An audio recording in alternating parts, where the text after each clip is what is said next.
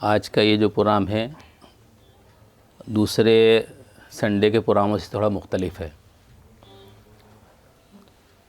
چونکہ رمضان آنے والا ہے اور رمضان میں یہ طے کیا گیا تھا کہ اپنے ساتھی لوگ سورہ بقرہ کی آیت نمبر 40 سے آیت نمبر 141 تک 102 آیات کا مطالعہ کریں گے، یعنی خصوصی مطالعہ۔ تو صادق بھائی کی کہنا چاہیے حکم یہ تھا کہ اس کا کچھ خلاصہ جو ہے اس مجلس میں آ جائے، تاکہ جن کو پڑھنے کا زیادہ موقع نہیں ملتا ہے وہ بھی مطالعے میں شریک ہوں تو ان کو کچھ فائدہ ہو۔ اس سے پہلے بھی ہر سال صادق بھائی اس طرح کی کوشش کرتے رہے اور اس کو یہ یوٹیوب پر ڈال دیتے ہیں تاکہ دوسرے لوگ اس سے فائدہ اٹھا لیں، جو اپنے حلقے میں ہیں، جن کو معلوم ہوتا ہے اس سے فائدہ اٹھا بھی لیتے ہیں۔ تو اسی وجہ سے اس مرتبہ بھی صادق بھائی نے مجھ سے یہ بات کہی کہ اس کا کچھ خلاصہ آنا چاہیے، لیکن اس مرتبہ دقت یہ ہے کہ 102 آیات ہیں سورہ بقرہ کی، اور ان کی آیات کے علاوہ سورہ آل عمران کا آخری رکوع بھی ہے۔ تو صادق بھائی سے میں نے سورہ آل عمران کے لیے تو معذرت کی ابھی، کیونکہ اتنا ٹائم بھی نہیں ہے اور بہت مشکل ہے۔ 102 آیات کا خلاصہ بیان کرنا مطلب ہر ایک کے لیے مشکل ہو سکتا ہے، اور میرے لیے خاص طور سے یہ مشکل ہوگا، لیکن پھر بھی میں کچھ باتیں جو ان آیات میں ہیں وہ آپ کے سامنے رکھوں گا۔ اور یہ مجلس جو ہے ہماری عشاء تک چلنی ہے، بیچ میں مغرب کے لیے بریک ہے۔ تو آیت نمبر 40 سے آیت نمبر 141 102 آیات۔ اس سے پہلے کہ ان آیات پر ہم بات کریں، جو اس سے قبل کی 39 آیات ہیں، یعنی وہیں سے بات شروع کرتے ہیں تھوڑا سا۔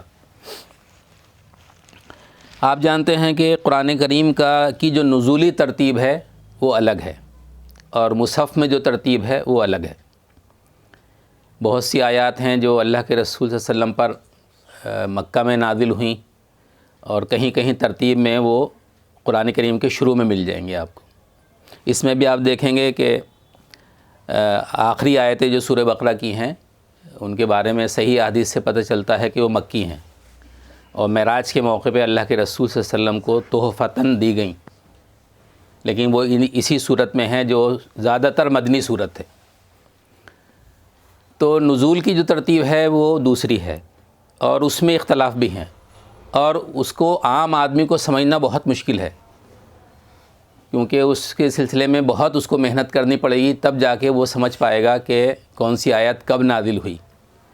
لیکن مصحف کی جو ترتیب ہے اس میں کوئی محنت نہیں کرنا، اللہ کے رسول نے ایک ترتیب مقرر کر دی، اس ترتیب سے قرآن کریم کو لکھوا دیا گیا، اور وہی ترتیب آج جو ہے پوری دنیا میں مسلمانوں کے پاس موجود ہے۔ اور یہ بڑی عجیب بات ہے، اور یہ اللہ تعالیٰ کے کلام ہونے پر دلیل بھی ہے کہ مسلمانوں کے اتنے اختلافات کے باوجود بھی قرآن کریم کی جو آیات ہیں، جو الفاظ اور حروف ہیں، اس میں اختلاف نہیں، یہاں تک کہ ترتیب میں بھی اختلاف نہیں۔ جیسا اللہ کے رسول لکھوا کر گئے تھے ویسا ہی قرآن آج پوری دنیا میں ملے گا، ہر مسلک کے لوگوں میں وہی قرآن ملے گا۔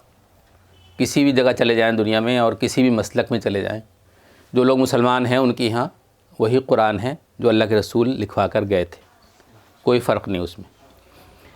ہمارے یہاں دلی میں ہم لوگوں کا واسطہ نہیں پڑتا بوہری مسلمانوں سے نا، بمبئی میں یا گجرات میں بہت بوہری مسلمان ہیں، ان کو دیکھ کے لگتا ہے کہ یہ الگ ہی قسم کے مسلمان ہیں، اور دیکھنے میں تو بڑے پکے لگتے ہیں سب مسلمان، کیونکہ سب کے داڑھیاں ہوتی ہیں، سب ٹوپیاں پہنتے ہیں، عورتیں ان کی برقع پہنتی ہیں، اور ان کی ساری عبادات ان کے جماعت خانے میں ہی ہوتی ہیں، یہاں تک کہ روزہ بھی جماعت خانے میں ہی کھلتا ہے سب کا۔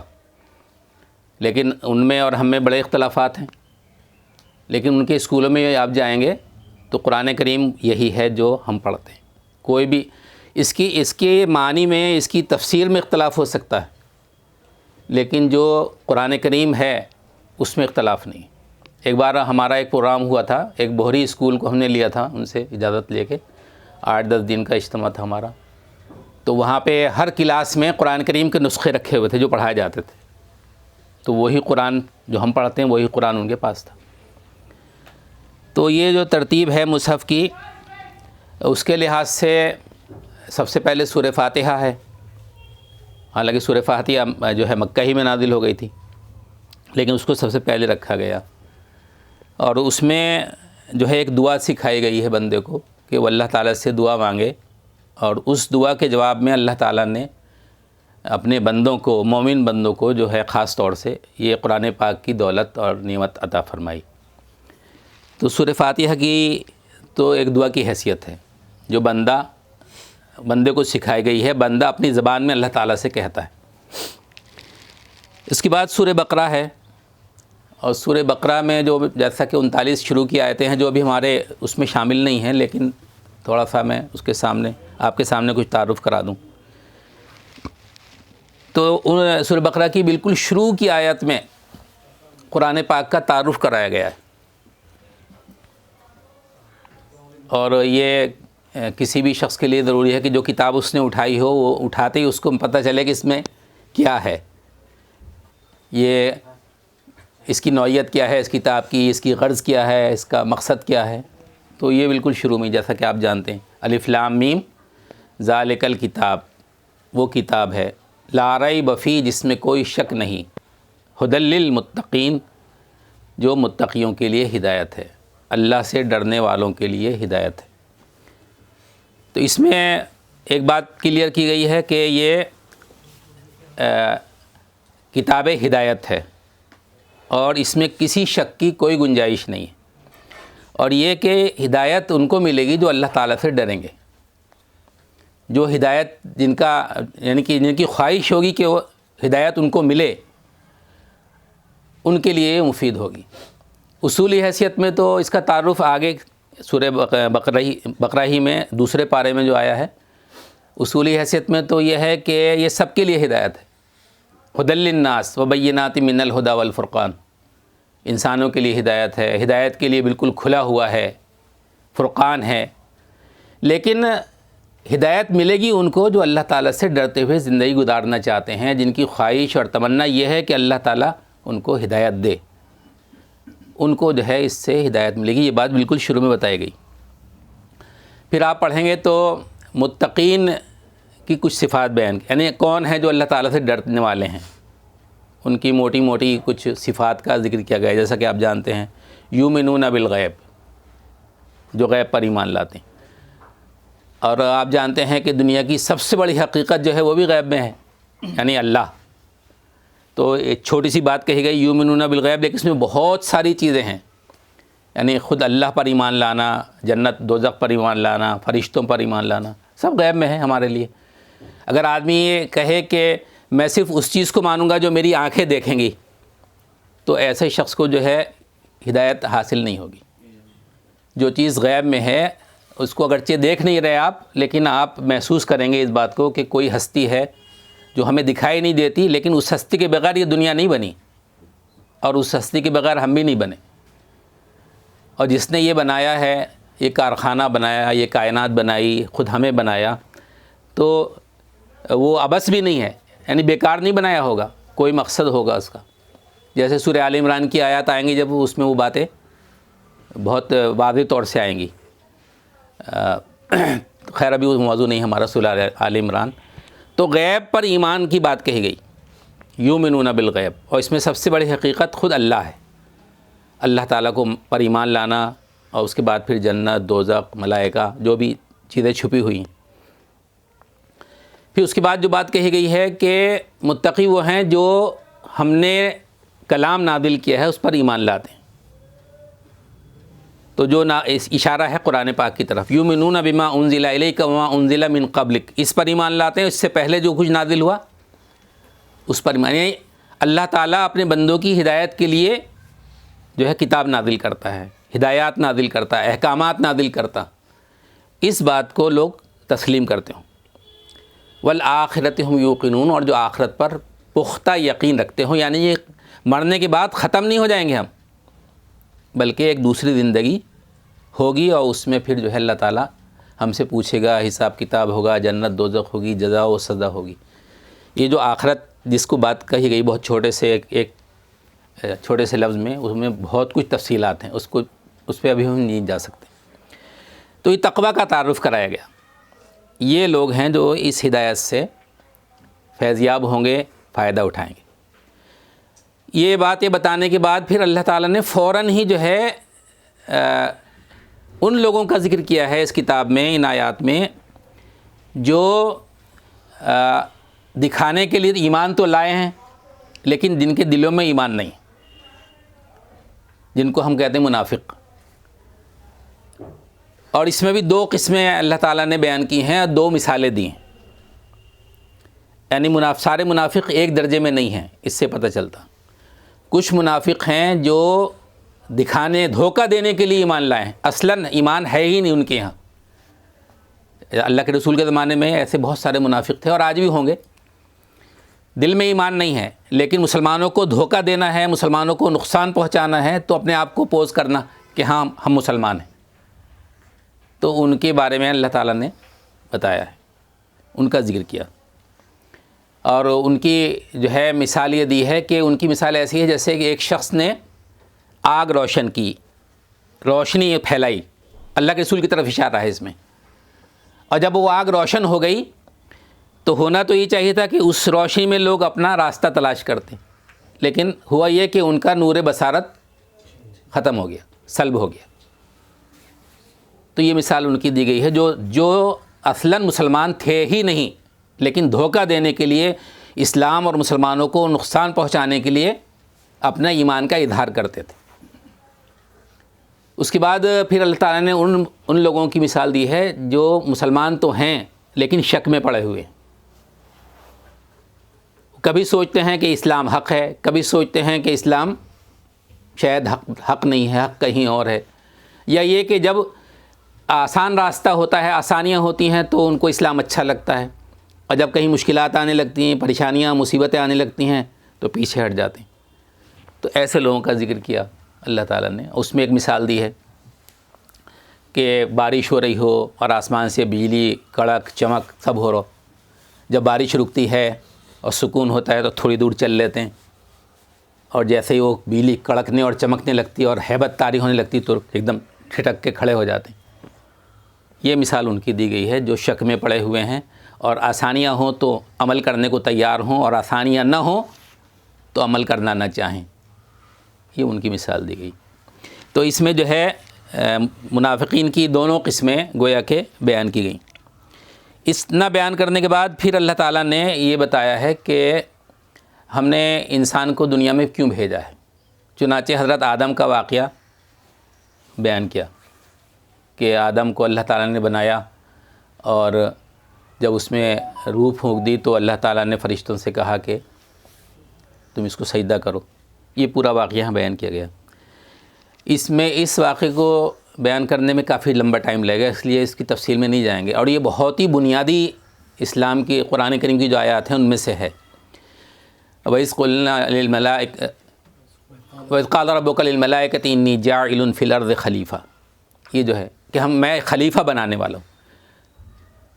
تو مختصر یوں سمجھیے کہ آدم کو جو خلیفہ کا ٹائٹل دیا گیا، خلیفہ کے معنی میں یہ بات پوشیدہ ہے کہ جو مخلوق میں بنانے والا ہوں وہ با اختیار ہوگی، بے اختیار نہیں ہوگی۔ ابھی تک جو مخلوق ہے یعنی فرشتے، ان کے پاس کوئی اختیار نہیں، ان کے بس میں ہی نہیں کہ وہ گناہ کریں۔ چنانچہ وہ فرشتے کہتے بھی نا کہ تقدیس کے لیے، حمد کے لیے تو ہم ہی کافی ہیں۔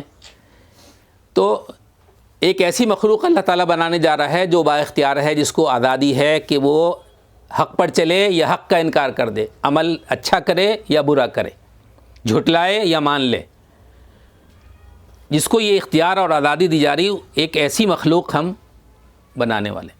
اسی لیے تو فرشتوں نے اعتراض کیا ہے نا کہ کیا آپ ایسا بنائیں گے مخلوق جو دنیا میں فساد پھیلائے گا۔ تو ایک بات یہ سمجھیے کہ خلیفہ کے لفظ میں اختیار اور آزادی کا مفہوم شامل ہے۔ اللہ تعالیٰ نے انسان کو مجبور نہیں بنایا، انسان کو تھوڑا اختیار اور آزادی دی ہے۔ تو یہ یعنی آدم کی پیدائش کا ذکر ہے، اور اس میں لفظ خلیفہ آیا ہے، یعنی وہ با اختیار مخلوق ہوگی اللہ تعالیٰ کی۔ ایسا نہیں کہ فل اختیار ہو، کہیں نہ کہیں جا کے مجبور ہو جائے گی، لیکن یہ کہ اس کو ایک محدود دائرے میں آزادی اور اختیار دیا گیا۔ مثلا اس کو موٹی سی مثال سے یہ سمجھ لیجئے کہ ابھی ہمارے صادق بھائی نے میسیج کیا ہوگا، بہت سے لوگوں کو بلایا ہوگا، میسیج لوگوں نے پڑھا ہوگا، تو کوئی یہاں پر آ گیا اور کوئی نہیں آیا. یہ اسی اختیار کا فائدہ کچھ لوگوں نے اٹھایا اور یہاں آ گئے، کچھ نے نہیں اٹھایا. تو یہ جو اختیار ہے اس خلیفہ کے مفہوم میں شامل ہے. دوسری بات جو کہی گئی ہے وہ یہ کہ جو مخلوق میں بنانے والا ہوں میں اس کو علم عطا کروں گا، نالج دوں گا. فرشتوں کا جو علم ہے وہ ان کے مخصوص فیلڈ کے اندر ہے، لیکن انسان کا جو علم ہے وہ ہر معاملے میں ہے. اس کو ایسا علم بھی دیا ہے کہ جس سے وہ نفع اٹھا سکتا ہے، نقصان میں بھی مبتلا ہو سکتا ہے. ہو سکتا ہے کہ فرشتوں کا علم اپنی فیلڈ میں ہم سے زیادہ ہو، پرفیکٹ ہو، لیکن یہ کل ملا کے بحیثیت مجموعی انسان کا جو علم ہے وہ فرشتوں سے زیادہ ہے. اور یہی وجہ ہے کہ اللہ تعالیٰ نے فرشتوں سے آدم کو سجدہ کرایا. ویسے تو ہم مٹی سے بنے اور وہ نور سے بنے، سمجھ میں یہ بات آتی ہے کہ وہ زیادہ افضل ہونے چاہیے. ہمارے یہاں ہندوستان میں تو بڑی لمبی بحث ہے کہ اللہ کے رسول نور ہیں یا بشر ہیں. تو کچھ لوگ یہ بتانے کے لیے کہ اللہ کے رسول زیادہ افضل ہیں، یہ کہتے ہیں کہ اللہ کے رسول نور ہیں. لیکن آپ جانتے ہیں کہ نوری مخلوق سے اللہ نے آدم کو سجدہ کرایا، یعنی آدم کی عظمت جو ہے ثابت کرائی فرشتوں کے اوپر. تو اس میں یہ ہے علم عطا کیا اللہ تعالیٰ نے، اور اس علم کی وجہ سے ان کی آدم کی اور اولاد آدم کی فضیلت ساری مخلوقات پر واضح ہوئی.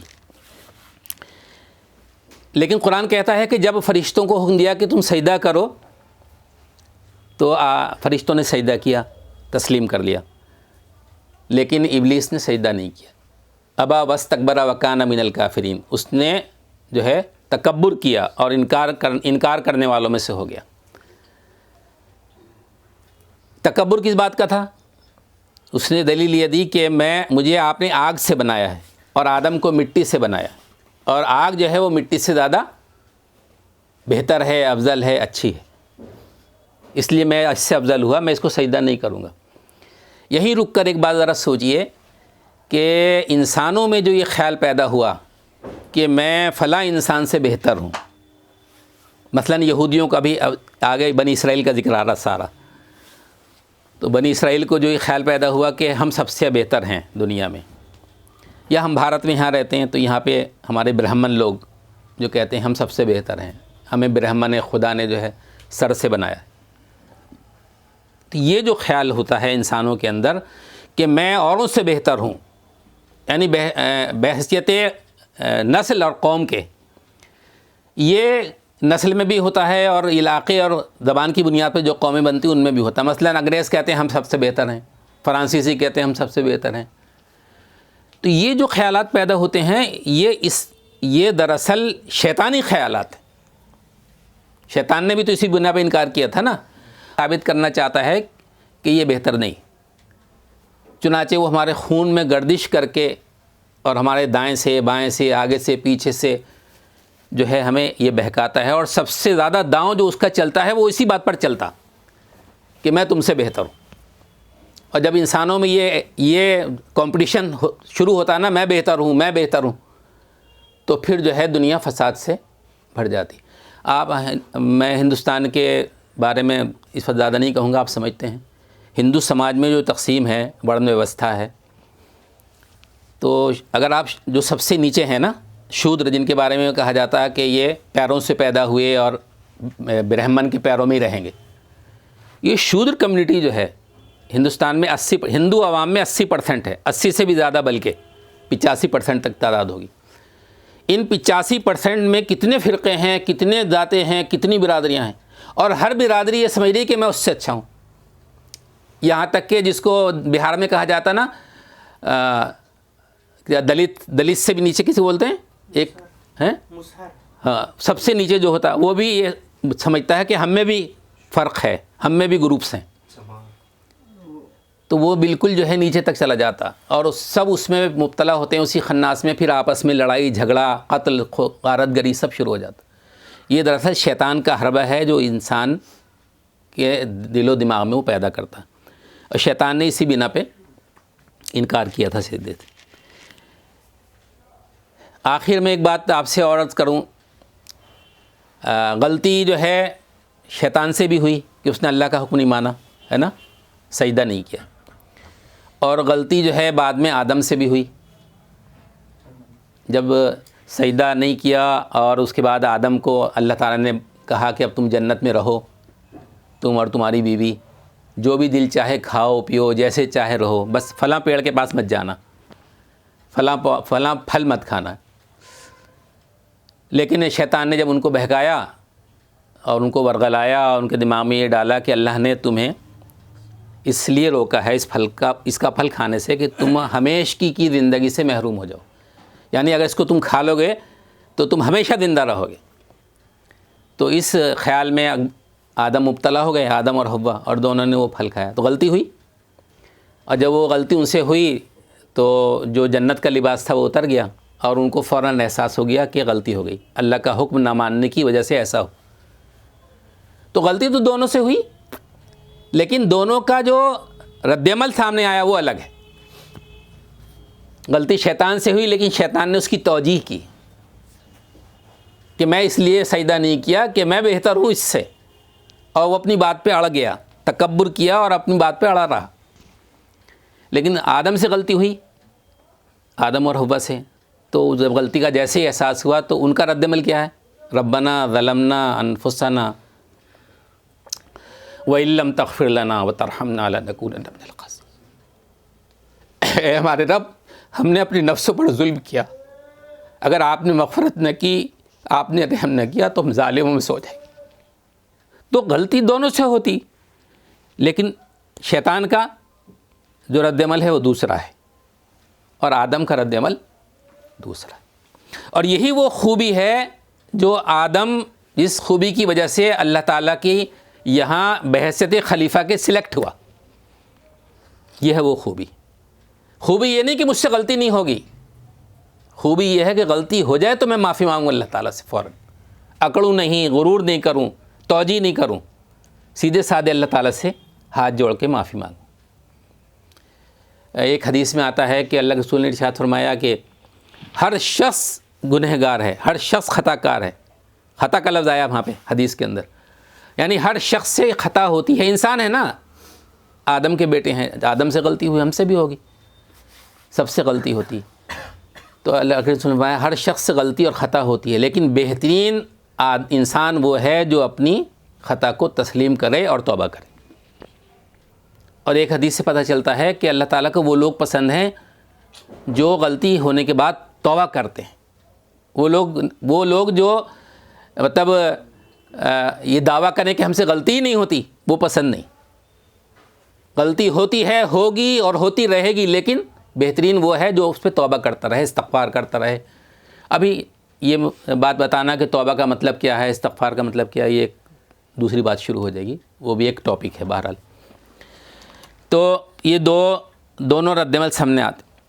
اس کے بعد پھر اللہ تعالیٰ نے آخر میں یہ کہا ہے کہ یہ حکم دیا قُلْنَا اهْبِطُوا مِنْهَا جَمِيعًا، تم سب زمین میں اترو، یہ والا حکم دیا، سب اتر جاؤ، یعنی اس میں شیطان بھی ہے، آدم بھی ہے، حوا بھی ہے، تم سب زمین میں اتر جاؤ۔ اس کے بعد یہ کہا کہ جو تم پر نازل ہو اس ہدایت کی جو لوگ پیروی کریں گے ان کے لیے کوئی خوف اور غم نہیں ہوگا۔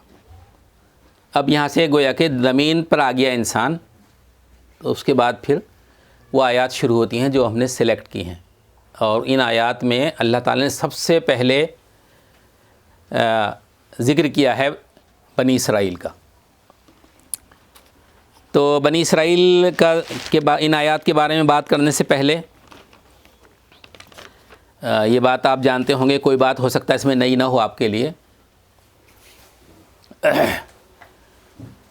اسرائیل جو ہے عبرانی ورڈ ہے، اور یہ عربی میں بالکل اس کا ایگزیکٹ ترجمہ ہوتا ہے عبداللہ، یعنی عربی میں جو عبداللہ کا مطلب ہے وہی عبرانی میں اسرائیل کا مطلب ہے، یعنی اللہ کا بندہ۔ اور اسرائیل جو ہے وہ حضرت یعقوب علیہ السلام کا لقب ہے۔ بعض روایات سے بھی پتہ چلتا ہے کہ یہ لقب حضرت ابراہیم کا بھی تھا، بعد میں حضرت یعقوب کا بھی یہی لقب تھا، اور یہ اس میں کوئی وہ نہیں ہے، سمجھ میں بات آ سکتی، ہر نبی اللہ کا بندہ ہے، اس پہلو سے ابراہیم بھی اللہ کے بندے ہیں، اسرائیل ہیں، اور اسحاق بھی ہوں گے اور یعقوب بھی۔ لیکن جو تاریخ میں مشہور بات ہوئی وہ یہ کہ حضرت یعقوب اسرائیل کے نام سے معروف ہے۔ حضرت یعقوب علیہ السلام کے 12 بیٹے ہوئے جیسا کہ آپ جانتے ہیں، اور ان 12 بیٹوں کی جو اولاد دنیا میں پائی جاتی ہے وہ بنی اسرائیل کہلاتی، اور قرآن پاک میں کسی بھی نسل کے بارے میں اتنی ڈیٹیل نہیں ہے جتنے کی بنی اسرائیل کے بارے میں۔ ہر صفحہ شاید ایسا ہو جس میں آپ کو کچھ نہ کوئی بات بنی اسرائیل کی مل جائے۔ تو بنی اسرائیل کا ذکر اس لیے شاید کیا گیا اتنی تفصیل کے ساتھ کہ قیامت تک بنی اسرائیل ساری انسانیت کے لیے ایک ہیڈک بنی رہے گی، اور اس سے ایک کشمکش، ایک مارکا جو ہے انسانوں کا برپا رہے گا، خاص طور سے مومنین کا۔ اور چنانچہ آج ہم دیکھ رہے ہیں، اور پوری تاریخ پڑھ لیجیے اللہ کے رسول کے بعد سے لے کر اب تک کی، اس تاریخ میں بنی اسرائیل سے ہر زمانے میں کوئی نہ کوئی مارکا ہوتا رہا، اور اب جو ہے اس ٹائم آپ دیکھ رہے ہیں کہ بنی اسرائیل سے جو مارکا برپا ہے، ابھی کتنے 5 مہینے پورے ہو چکے، کتنا بڑا نقصان ہے جو اہل ایمان اب تک اٹھا چکے ہیں، کتنی بڑی قربانیاں دے چکے ہیں، لیکن اہل ایمان کی ان قربانیوں کے نتیجے میں اسرائیل کی پوری پول بھی کھل گئی دنیا کے سامنے ہر پہلو سے۔ جو ان کا ہوا تھا وہ ہوا بھی ٹوٹ چکا ہے، اور ان کے بارے میں جو لوگوں کے گمان تھے کہ اسرائیل کو کوئی شکست نہیں دے سکتا، اور ان کی جو موساد تنظیم ہے اس کی برابری کوئی تنظیم نہیں کر سکتی، سارے ان کے جو ہے بت ٹوٹ گئے۔ خیر وہ بھی بحث ہمارا نہیں۔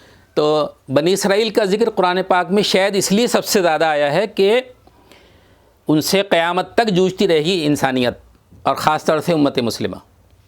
اور پھر آخر میں وہی مرحلہ آئے گا جس کی حدیث میں خبر دی گئی ہے کہ جب حضرت عیسیٰ دوبارہ دنیا میں آئیں گے تو بنی اسرائیل میں کچھ لوگ ہوں گے جو ان کو دیکھتے ہی ایمان لائیں گے، خاص طور سے نصارہ، اور کچھ لوگ ہیں جو عیسیٰ سے بھی لڑیں گے، یعنی یہود، اور پھر اس لڑائی کے نتیجے میں سارے یہود دنیا سے ختم ہو جائیں گے، اور بنی اسرائیل پوری کی پوری امت مسلمہ کا حصہ بن جائے گی۔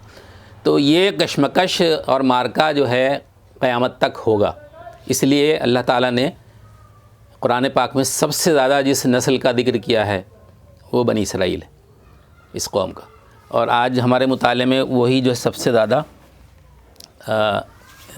کہ وہی آیات ہیں جو آج ہم نے لی ہیں۔ ایک بات آپ سے اور عرض کر دوں کہ نبی اکرم صلی اللہ علیہ وسلم جب مکہ سے مدینہ آئے تو مدینہ میں جو مشرک قبیلے تھے، معروف بڑے قبیلے 2 تھے، اوس اور خزرج۔ یہ دراصل کہا جائے تو ایک ہی قبیلہ تھا، یعنی اوس اور خزرج 2 بھائی تھے، ان 2 بھائیوں کی جو اولاد تھی وہ 2 قبیلے بن گئے تھے، یعنی سگے بھائی اوس اور خزرج، ان سے 2 قبیلے بنے، اور اوس اور خزرج۔ ان 2 قبیلوں کے ساتھ مدینہ کے اطراف میں 3 یہودی قبیلے تھے، بنو قینقاع، بنو نذیر اور بنو قریظہ۔ اور مشرکین مدینہ کے ان یہودیوں کے ساتھ بہت قریبی تعلقات تھے، خاص طور سے کاروباری تعلقات۔ یہود ان کو جو ہے سود پر رقم دیتے تھے، اور پھر اس کے نتیجے میں ان کی جائیدادیں ہڑپتے تھے، سود کا جو انجام ہے وہی ہوتا تھا۔ تو ہر مشرک جو ہے ان کا یہودیوں سے دبا رہتا تھا پیسے کے معاملے میں۔ دوسرا کام یہ تھا کہ یہودی پوری پلاننگ کر کے ان دونوں بھائیوں کے اولادوں کو آپس میں لڑاتے رہتے تھے۔ چنانچہ اللہ کے رسول صلی اللہ علیہ وسلم کی پیدائش کے ٹائم ایک جنگ وہاں پہ برپا تھی اوس اور خزرج کے درمیان، جس کے بارے میں مورخین کہتے ہیں کہ وہ 100 سال سے چل رہی تھی، 100 سال سے دونوں بھائیوں کی اولادوں میں جنگ چل رہی تھی۔ اس کا ماسٹر مائنڈ یہودی تھے۔ جب ان کی قوت مدافعت ختم ہو جاتی تھی تو جنگ رک جاتی تھی، پھر جیسے ہی ان کے قبیلے میں کچھ لڑنے والے لوگ آ گئے، ہتھیاروں کی سپلائی ہو گئی کہیں سے، تو پھر دوبارہ شروع ہو گئے، اور یہ ہتھیاروں کی سپلائی، پیسے کی سپلائی یہودی کرتے تھے۔ کوئی قبیلہ بنو اوس کا حلیف تھا، کوئی قبیلہ بنو خزرج کا قبیل، آگے قرآن پاک کی آیتوں میں رسول سے ہوا۔ تو مدینہ کے لوگوں نے تیزی کے ساتھ اسلام کیوں قبول کیا؟ میں تھوڑا سا آپ کو اور پہلے لے جاؤں ہجرت مدینہ، اللہ کے رسول کے مدینہ آنے سے 2 سال پہلے آ جائی مکہ میں، اللہ کے رسول صلی اللہ علیہ وسلم کا معمول یہ تھا کہ جب حج کا زمانہ قریب آتا تھا تو جو لوگ حج کرنے آتے تھے مشرک، آپ ان کے درمیان جا کے ان کو اسلام کی باتیں بتاتے. تو ایسے ہی آپ ان حاجیوں کے درمیان جا کے باتیں بتا رہے تھے. 6 لوگوں سے یا 7 لوگوں سے ملاقات ہوئی جو مدینہ کے تھے، یثرب کے. تو آپ نے جب ان کو اسلام کی بات بتائی تو فوراً مسلمان ہوئے. اور آپس میں جو انہوں نے ڈسکشن کیا وہ یہ تھا کہ اگر یہودیوں کو معلوم ہو گیا تو یہودی پہلے ایمان لے آئیں گے، تو کیوں نہ ہم پہلے ایمان لے آئیں. پھر وہ 6-7 اگلے سال آئے 12 بن کر، اور انہوں نے باقاعدہ شعوری اسلام قبول کیا بہت خاموشی کے ساتھ، اور دعوت دی اللہ کے رسول کو کہ ہمارے ساتھ کسی کو بھیج دیجیے. چنانچہ حضرت مصعب بن عمیر رضی اللہ عنہ کو اللہ کے رسول نے بھیجا. ان کی کوششوں سے 1 سال کے اندر 70 سے زیادہ لوگ مسلمان ہوئے، اوس اور خزرج کے. اور پھر اللہ کے رسول کے پاس آ کے 75 لوگوں نے اسلام قبول کیا. اس کے بعد ہجرت ہوئی. تو مکہ میں کتنے سخت حالات تھے. ایک آدمی مسلمان ہونا کتنا، یعنی 13 سال کے اندر 100-125 لوگ مسلمان ہوئے کل. اور یہاں جو ہے مدینہ میں تیزی کے ساتھ. تو یہ بات ہر ایک کے ذہن میں پیدا ہوتی ہوگی کہ مدینہ میں قبولیت اسلام کے دروازہ کیسے کھلا، اور پھر اللہ کے رسول بھی وہاں پہنچ گئے، اور پھر تیزی کے ساتھ اسلام کا مرکز بنتا چلا گیا مدینہ. اس کی وجہ یہ تھی کہ مدینہ میں جو یہودی مشرکین مدینہ سے ملے جلے رہتے تھے، آپس میں بات چیت ہوتی تھی، تو یہودی مشرکین سے یہ بات کہتے تھے کہ ان قریب ایک نبی آنے والا ہے، اور وہ جب نبی آئے گا تو پھر جو ہے مشرکوں اور کافروں کو دنیا میں پناہ نہیں ملے گی، ہم سب جو ہے ان کا گویا کہ ستیہ ناش کر دیں گے. ہماری گویا کہ دنیا میں راج قائم ہو جائے گا، آسمانی بادشاہت قائم ہو جائے گی جب وہ نبی آئے گا. تو اصل میں بنی اسرائیل اور یہودی اس بات کے منتظر تھے کہ ایک نبی آئے گا اور وہ نبی ہماری نسل میں سے ہوگا.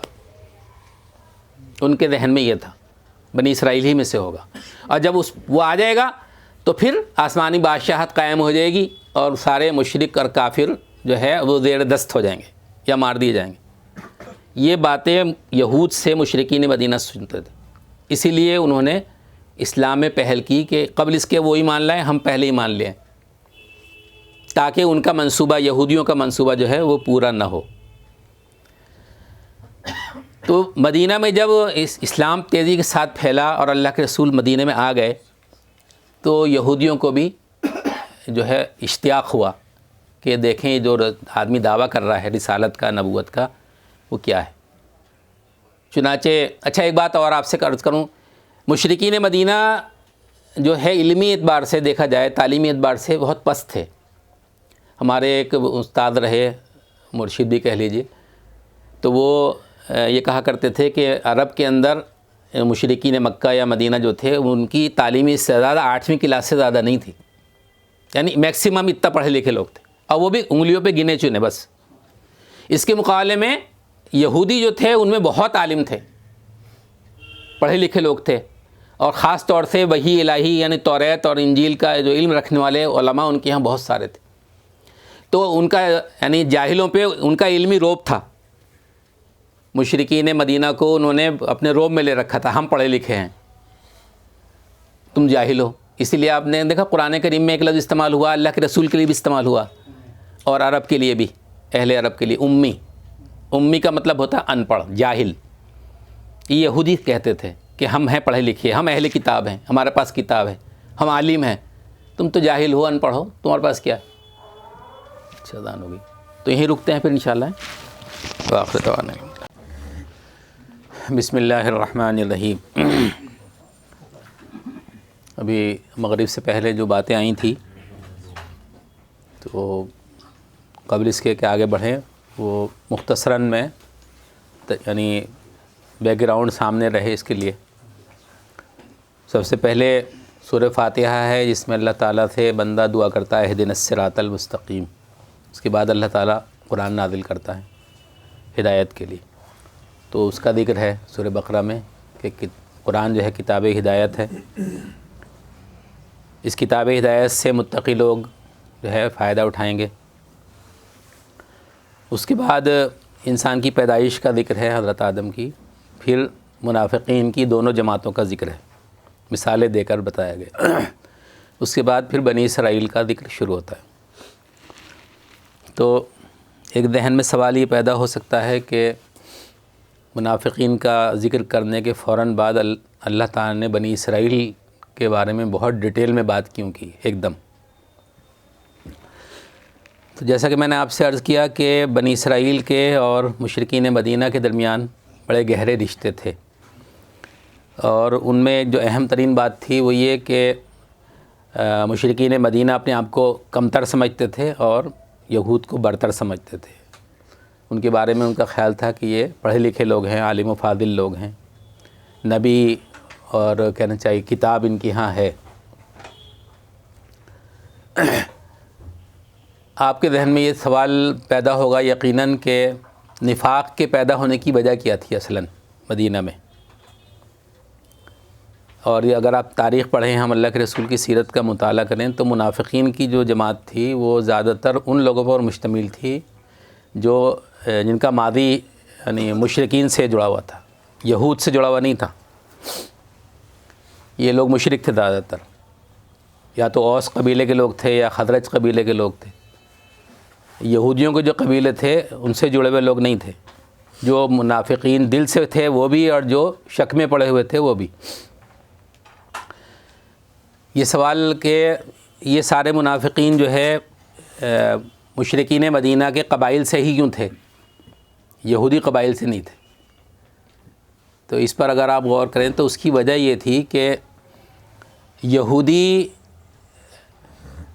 جب کوئی شخص اسلام کے قریب آتا تھا تو یہودی اس کو ورغلاتے تھے، اس کو اللہ کے رسول کے بارے میں جو ہے شبہات پیدا کرتے تھے.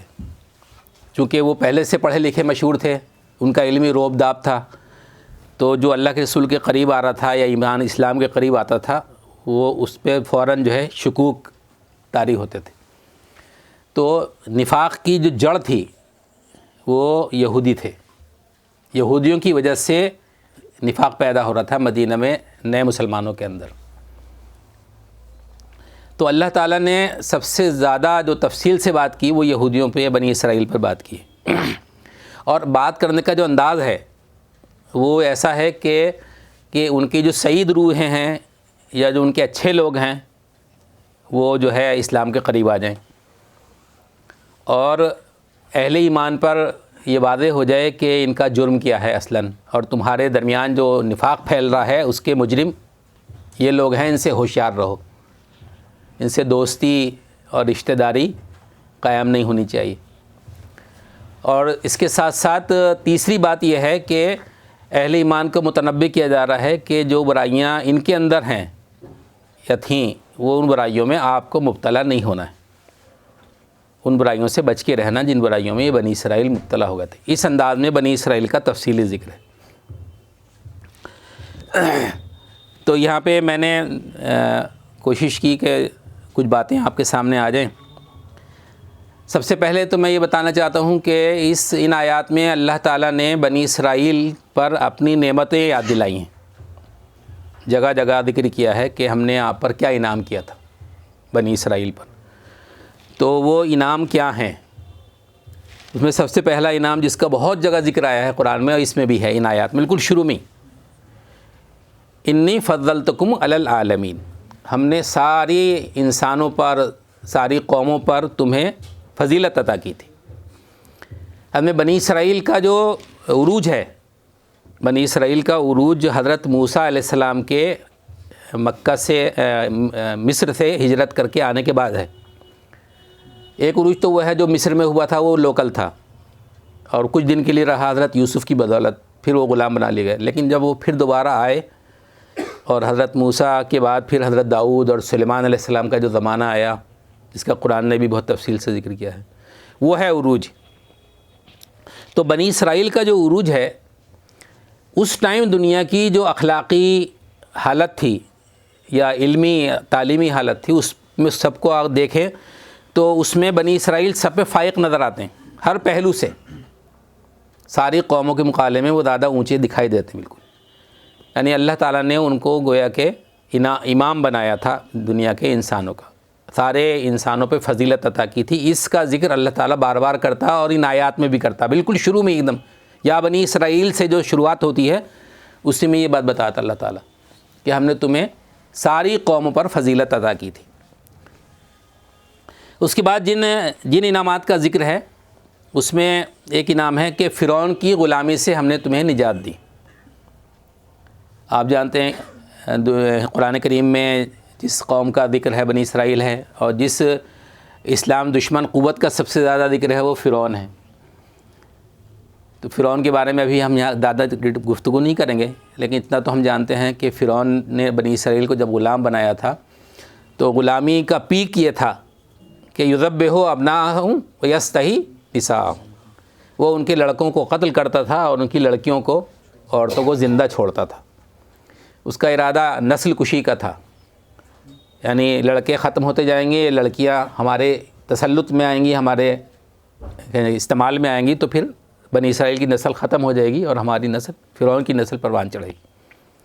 تو یذبح ابناءہم ویستحیی نساءہم.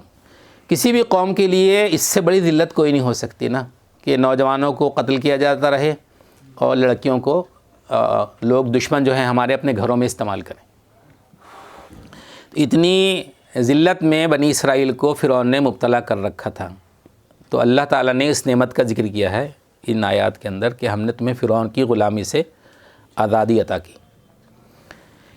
اسی ضمن میں اس بات کا ذکر کیا ہے کہ تمہاری آنکھوں کے سامنے ہم نے فرعون کو اور اس کی پوری قوم کو یا اس کی فوج کو تمہاری آنکھوں کے سامنے غرق کیا، اور سمندر نے تمہیں راستہ دیا. یعنی سمندر تو ان کے لیے بھی ہے اور آپ کے لیے بھی سمندر ہے، لیکن سمندر نے تمہیں راستہ دے کے پار کرا دیا، اور اسی سمندر نے جو ہے فرعون کو اور اس کی فوج کو جو ہے اپنے آغوش میں لے لیا. اس چیز کا ذکر اللہ تعالیٰ نے بنی اسرائیل کا کیا ہے کہ یہ ایک نعمت اللہ تعالیٰ کی تمہیں ملی تھی.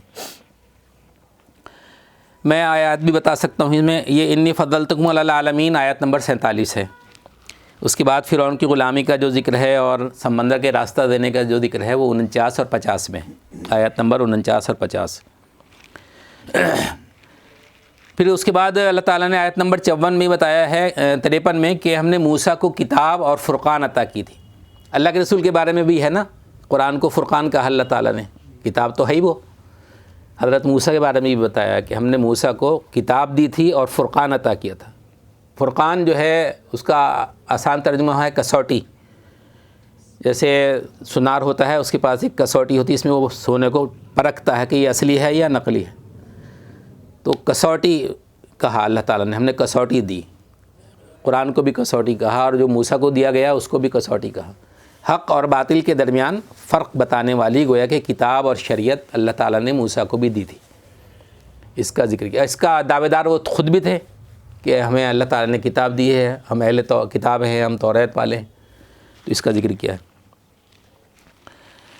اس کے بعد جو ہے آیت نمبر 54 میں یہ بتایا ہے کہ تم شرک میں مبتلا ہو گئے تھے، اس کے بعد بھی ہم نے تمہاری توبہ قبول کی.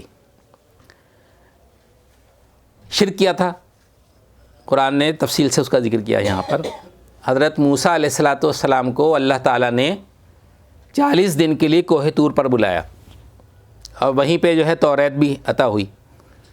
تو حضرت موسیٰ علیہ السلام جب کوہ طور پر چلے گئے 40 دن کے لیے تو حضرت ہارون کو اپنا جانشین یا نائب بنا کے گئے. لیکن وہ جو قوم تھی ان کی بنی اسرائیل جو مصر کی غلامی سے تازہ نکل کے آئی تھی، اس نے جو ہے ایک بچھڑا بنا لیا اور بچھڑے کی پوجا شروع کر دی. حضرت ہارون نے روکنے کی کوشش کی لیکن وہ مانے نہیں. حضرت ہارون بے بس ہو گئے تو خاموش ہو گئے اور وہ پوری قوم جو تھی بچھڑے کی پوجا میں غرق ہو گئی. یہ بات ہم سب جانتے ہیں کہ مصر میں گائے کی یا بچھڑے کی پوجا پہلے سے ہوتی تھی، اور جب کوئی قوم غلام ہوتی ہے تو اپنے آقا قوم کا جو ہے غالب قوم کا کے اثرات اس پر پڑتے ہیں. چنانچہ بنی اسرائیل جو توحید کے ماننے والے تھے وہ بھی شرک میں مبتلا ہو گئے تھے وہاں پر، اور وہی شرک تھا جو یہاں پر بھی آ کے دوبارہ زندہ ہو گیا۔ اور ان کا ایک شخص جس نے سونا چاندی جو بنی اسرائیل کا تھا اس کو جمع کر کے اس کو آگ میں پگھلا کر ایک بچھڑا بنا دیا، اور اس بچھڑے میں سے کچھ آواز نکلتی تھی، اور بنی اسرائیل جو ہے اس کے سامنے سجدے میں گر گئے کہ یہ ہمارا خدا ہے۔ یہ بات ہم اچھی طرح جانتے ہیں کہ مشرک قومیں جو ہے ایک بات ہمیشہ کہتی ہیں، آج بھی کہتی ہیں کہ جو خدا دکھائی نہیں دے رہا ہم اس کو کیسے مانیں، ہمیں اپنی آنکھوں سے دکھنے والا کچھ ہونا چاہیے نا۔ تو پہلے بھی ایسا ہوتا تھا، اسی لیے یہی سب سے بڑی دلیل بنتی تھی بت بنانے کی، مورتی بنانے کی۔ پھر اس کے سامنے جو ہے مورتی سامنے ہوگی تو اچھی طرح عبادت ہوگی، جب مورتی سامنے نہیں ہے ہمارے، ہم جانتے نہیں کہ خدا کیسا ہے تو کیسے ہوگی۔ تو وہ مورتی بنا دی اس نے، اور اس کی مورتی کی پوجا جو ہے بچڑے کی شکل میں ہو گئی۔ حضرت موسیٰ علیہ السلام واپس آئے تو انہوں نے دیکھا کہ میری قوم جو ہے بچڑے کی پوجا کر رہی، تو ڈانٹ ڈپٹ کیا، اور پھر جو ہے اس کے بعد قرآن بتاتا ہے کہ ان کو یہ حکم دیا گیا کہ جنہوں نے یہ کام کیا ہے ان کو سزا ملنی چاہیے، اور جس نے یہ بچڑا بنایا تھا اس کے بارے میں یہ حکم آیا کہ اس سے کوئی بات نہیں کرے گا یا اس کو کوئی نہیں چھوئے گا۔ اس کی بہت ساری ڈیٹیلز ہیں کہ اس کو ایسا مرد لاحق ہو گیا تھا، لوگ دور ہی دور رہتے تھے، تو سزا دی گئی، اور باقی قوم کی توبہ اللہ تعالیٰ نے قبول کر لی۔ قوم جو ہے 2-4 لوگوں پر مشتمل نہیں تھی، کئی لاکھ لوگ آئے تھے مصر سے واپس، تو جرم تو ایک آدمی کیا تھا لیکن اس جرم میں سب شریک ہو گئے تھے۔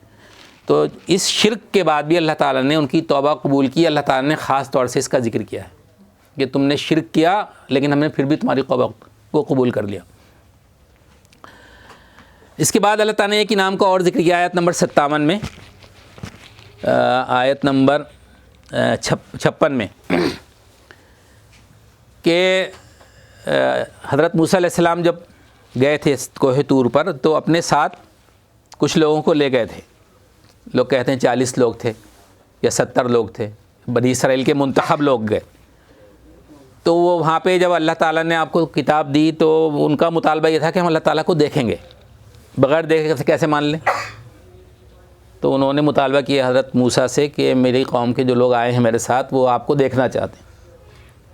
اللہ تعالیٰ نے موسیٰ علیہ السلام نے یہ بات اللہ کو پہنچائی، تو اللہ تعالیٰ ایک قرآن میں یہاں بتایا جا رہا ہے کہ ایک صاعقہ، ایک یعنی جیسے بجلی کی کڑک ہوتی ہے اس طرح کی کوئی آواز زور سے ہوئی، اور سب لوگ جو ہے کہنا چاہیے مر گئے۔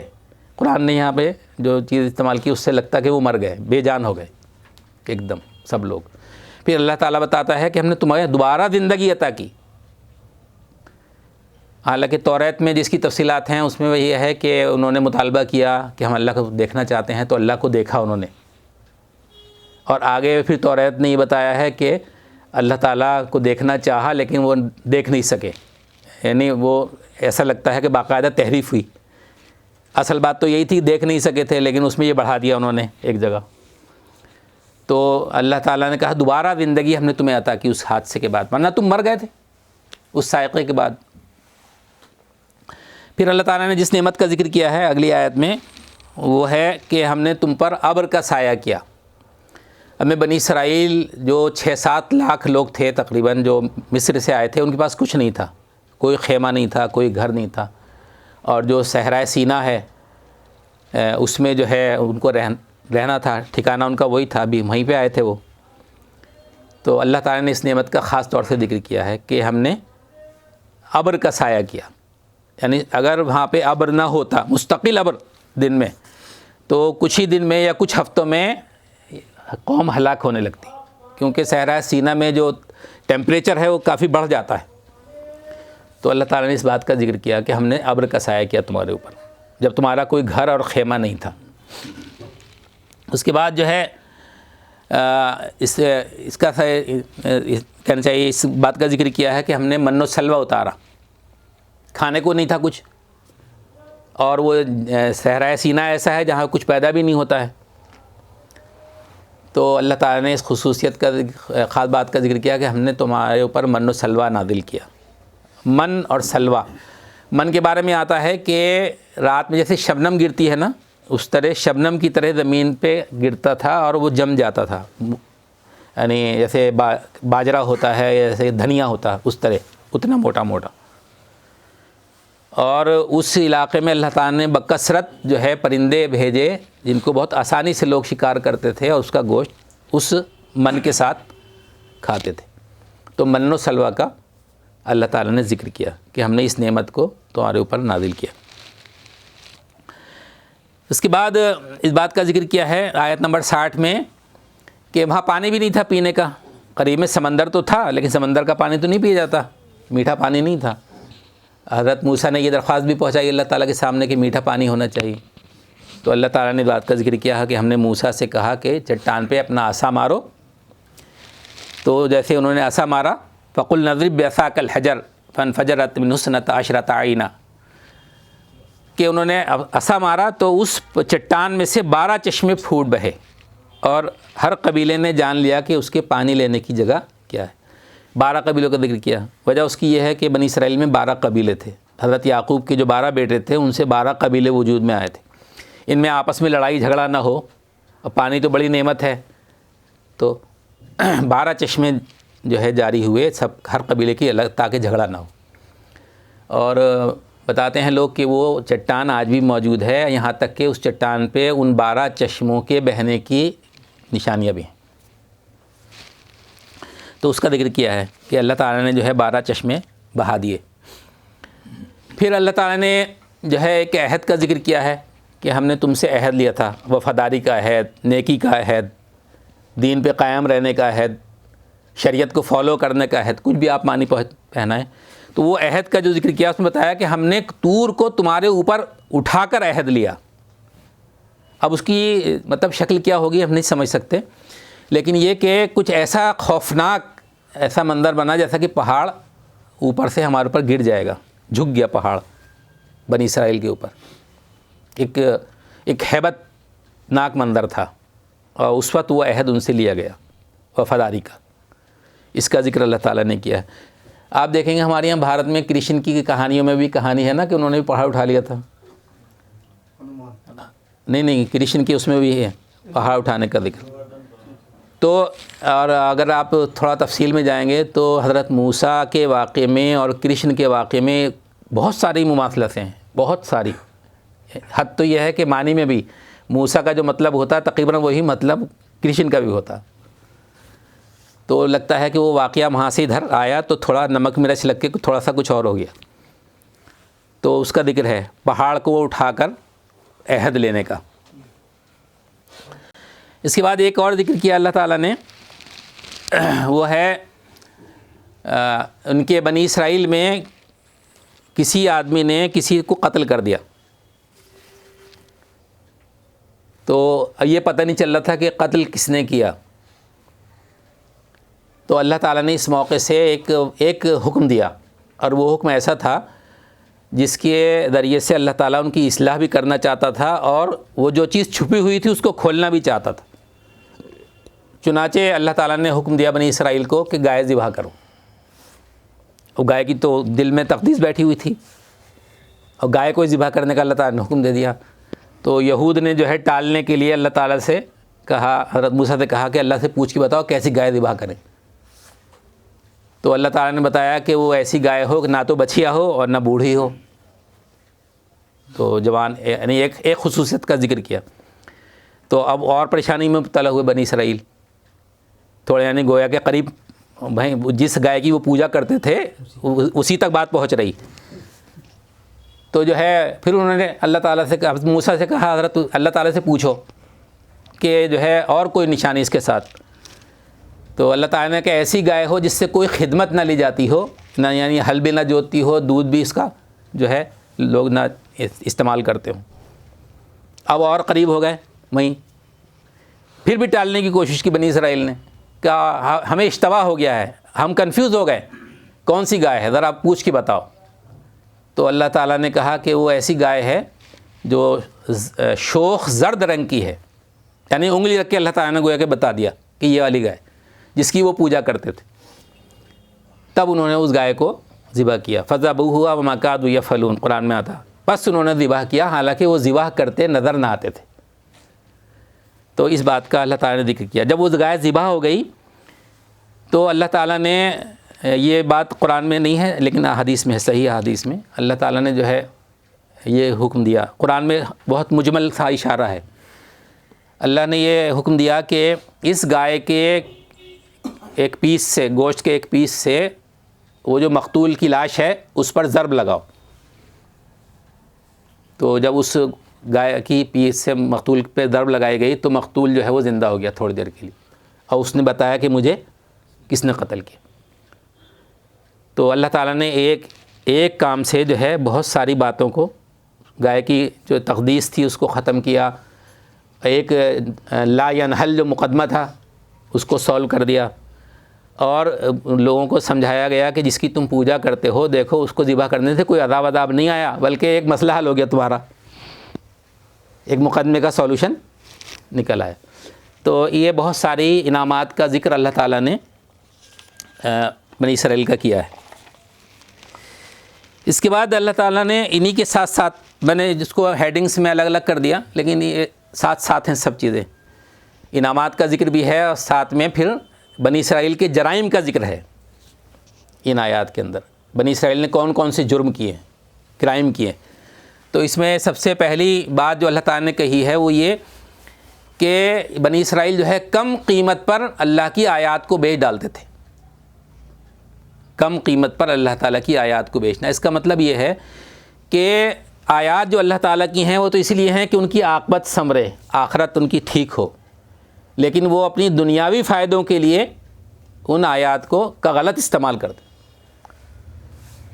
اچھا ایک بات آپ دیکھیں گے یہاں پہ، مسلمانوں کے علاوہ میں بات کر رہا ہوں، ابھی مسلمان میرے اس میں نہیں ہے مخاطب میں، ابھی جتنی بھی قومیں ہیں چاہے یہودی ہوں، نصرانی ہوں یا ہمارے ہندوستان کے مشرک لوگ ہوں، یہاں پہ جو اللہ تعالیٰ کی یا جن اللہ کو چھوڑ کر جن کی عبادتیں ہوتی ہیں، جو پوجا پاٹ ہوتی ہے، ڈنڈوت ہوتا ہے، سجدے ہوتے ہیں، اس کی غرض آخرت نہیں ہوتی، اس کی غرض دنیا ہی ہوتی۔ ابھی ہمارے یہاں کانوڑ چل رہے تھے نا، میں کل آنے کا میرا ارادہ تھا لیکن کل تک ہماری بسیں بند تھی، سب پورا ہائی وے بند تھے۔ تو وہ کانوڑ جب چلتے ہیں، وہ کانوڑ کیوں چلتے ہیں؟ وہ اس لیے چلتے ہیں کہ پانی لا کے شیوا جی پہ چڑھائیں گے تو قیامت ہماری، آخرت میں ہم بن جائیں گے، جنت ہمیں مل جائے گی، ایسا کوئی کنسیپٹ ہی نہیں۔ وہ جل لا کے اس لیے چڑھاتے ہیں ان کی سروس لگ جائے گی، بے اولاد کوئی ہے تو سمجھتا بیٹا ہو جائے گا، شیوا جی ہم سے خوش ہو جائیں گے۔ تقریباً یہی ہر قوم میں ہے، یعنی پوجا پاٹ کی اصل غرض جو ہے وہ دنیا کے لیے ہے، آخرت کے لیے نہیں۔ دراصل یہ اشارہ جو ہے نا کم قیمت پر اللہ کی آیات کو بیچ ڈالنے کا مطلب یہی ہے کہ اصل چیز جو آخرت سامنے ہونی چاہیے تھی وہ تو رہی نہیں، دنیا کے حصول کے لیے آیات کے غلط معنی و مفاہیم جو ہے پہنائے گئے۔ اللہ کا شکر ہے کہ مسلمانوں میں ابھی یہ چیز نہیں ہے، اللہ کا شکر ہے بہت بڑا۔ جاہل سے جاہل مسلمان بھی نماز اس لیے نہیں پڑھتا کہ اس کی سروس لگ جائے گی، اس کے یہاں بیٹا پیدا ہو جائے گا، بلکہ نماز وہ اس لیے پڑھتا کہ اللہ تعالیٰ کے عذاب سے اس کو ڈر لگتا ہے، اور جیسے جیسے اس کی عمر بڑھتی جاتی ویسے ویسے ہی خیال مضبوط ہوتا جاتا کہ وہ کچھ نیکیاں کر لے تاکہ دوسری زندگی میں اس کو آسانی ہو جائے۔ دوسرا جرم جس کا ذکر کیا اللہ تعالیٰ نے آیات میں وہ ہے کہ بنی اسرائیل حق کو چھپاتے تھے۔ قرآن کریم میں اتنی تفصیل سے یہ بات آئی ہے بہت اور جگہوں پر۔ ایک جگہ اللہ تعالیٰ نے فرمایا ہے کہ یہ بنی اسرائیل میں بھی خاص طور سے یہودی اللہ کے رسول کو اس طرح پہچانتے ہیں جس طرح اپنی اولاد کو پہچانتے ہیں، لیکن اس کا اظہار نہیں کرتے، اس کا اقرار نہیں کرتے، اللہ یہ مطلب کوئی اللہ ماشاء اللہ کوئی ہو اس پہ اللہ کا فضل ہو جائے، وہ بھی اس کا ذکر بھی آ جائے گا انشاءاللہ۔ تو یہ حق کو چھپاتے تھے، یہ سمجھتے تھے کہ قرآن حق ہے، اللہ کا کلام ہے، محمد صلی اللہ علیہ وسلم اللہ کے رسول ہیں، اچھی طرح پہچانتے تھے لیکن اقرار نہیں کرتے تھے۔ اس ضمن میں آپ کو سیرت ابن ہشام میں واقعہ نقل کیا ہے حضرت صفیہ رضی اللہ عنہ کا۔ حضرت صفیہ رضی اللہ عنہ اللہ کے رسول کی اہلیہ ہیں، وائف ہیں، اور یہ یہودی تھیں پہلے۔ ان کا نام ہے پورا صفیہ بنت ہوئی بن اخطب، جو مدینہ میں ایک قبیلہ تھا بنو نذیر یہودیوں کا، اس قبیلے کے سردار کا نام تھا ہوئی بن اخطب، اس کی بیٹی تھی. اور جب وہ قبیلہ وہاں سے جلا وطن کر دیا گیا تھا مدینہ، تو ہوئی بن اخطب اپنی اولاد کے ساتھ خیبر میں شفٹ ہو گیا تھا. پھر جب خیبر کو اللہ کے رسول نے فتح کیا تو ہوئی بن اخطب کی بیٹی صفیہ رضی اللہ عنہا کو اللہ کے رسول نے اپنے نکاح میں لے لیا. تو صفیہ بنت ہوئی بن اخطب، ابن ہشام میں روایت ہے کہ وہ بیان کرتی ہیں کہ جب اللہ کے رسول مدینہ آئے، اسی زمانے میں صفیہ بنت ہوئی بن اخطب نے خواب دیکھا. خواب یہ تھا کہ چاند جو ہے وہ آسمان سے اتر کے میری گود میں آ گیا. تو صفیہ نے یہ خواب اپنے باپ کو بتایا، تو باپ نے اتنی زور سے چاٹا مارا اس کے گال پہ، اچھا تو جو ہے یعنی محمد کے نکاح میں آنا چاہتی. وہ اس خواب کا مطلب سمجھ گیا. یہ ایک واقعہ. دوسرا واقعہ وہ کہتی ہیں کہ جب اللہ کے رسول مدینہ میں آئے تو میرا باپ اور میرا چچا، یہ دونوں عالم تھے بڑے یہودیوں کے، یہ دونوں اللہ کے رسول سے ملنے گئے اور سوالات کیے. پھر اس کے بعد واپس گھر پہ آئے تو چچا نے باپ سے پوچھا، ان کے چچا نے باپ سے پوچھا کہ کیا کہنا ہے تمہارا محمد کے بارے میں صلی اللہ علیہ وسلم. تو ان کے باپ نے کہا کہ وہ سچا رسول ہے. تو چچا نے پوچھا پھر کیا ارادہ ہے؟ تو باپ نے کہا خدا کی قسم جب تک جان میں جان ہے مخالفت کرتا رہوں. یہ بیٹی روایت کر رہی ہے اپنے باپ کے بارے میں. تو یہ حق کو چھپاتے تھے جانتے بوجھتے. یہ ہے ان کا دوسرا جرم.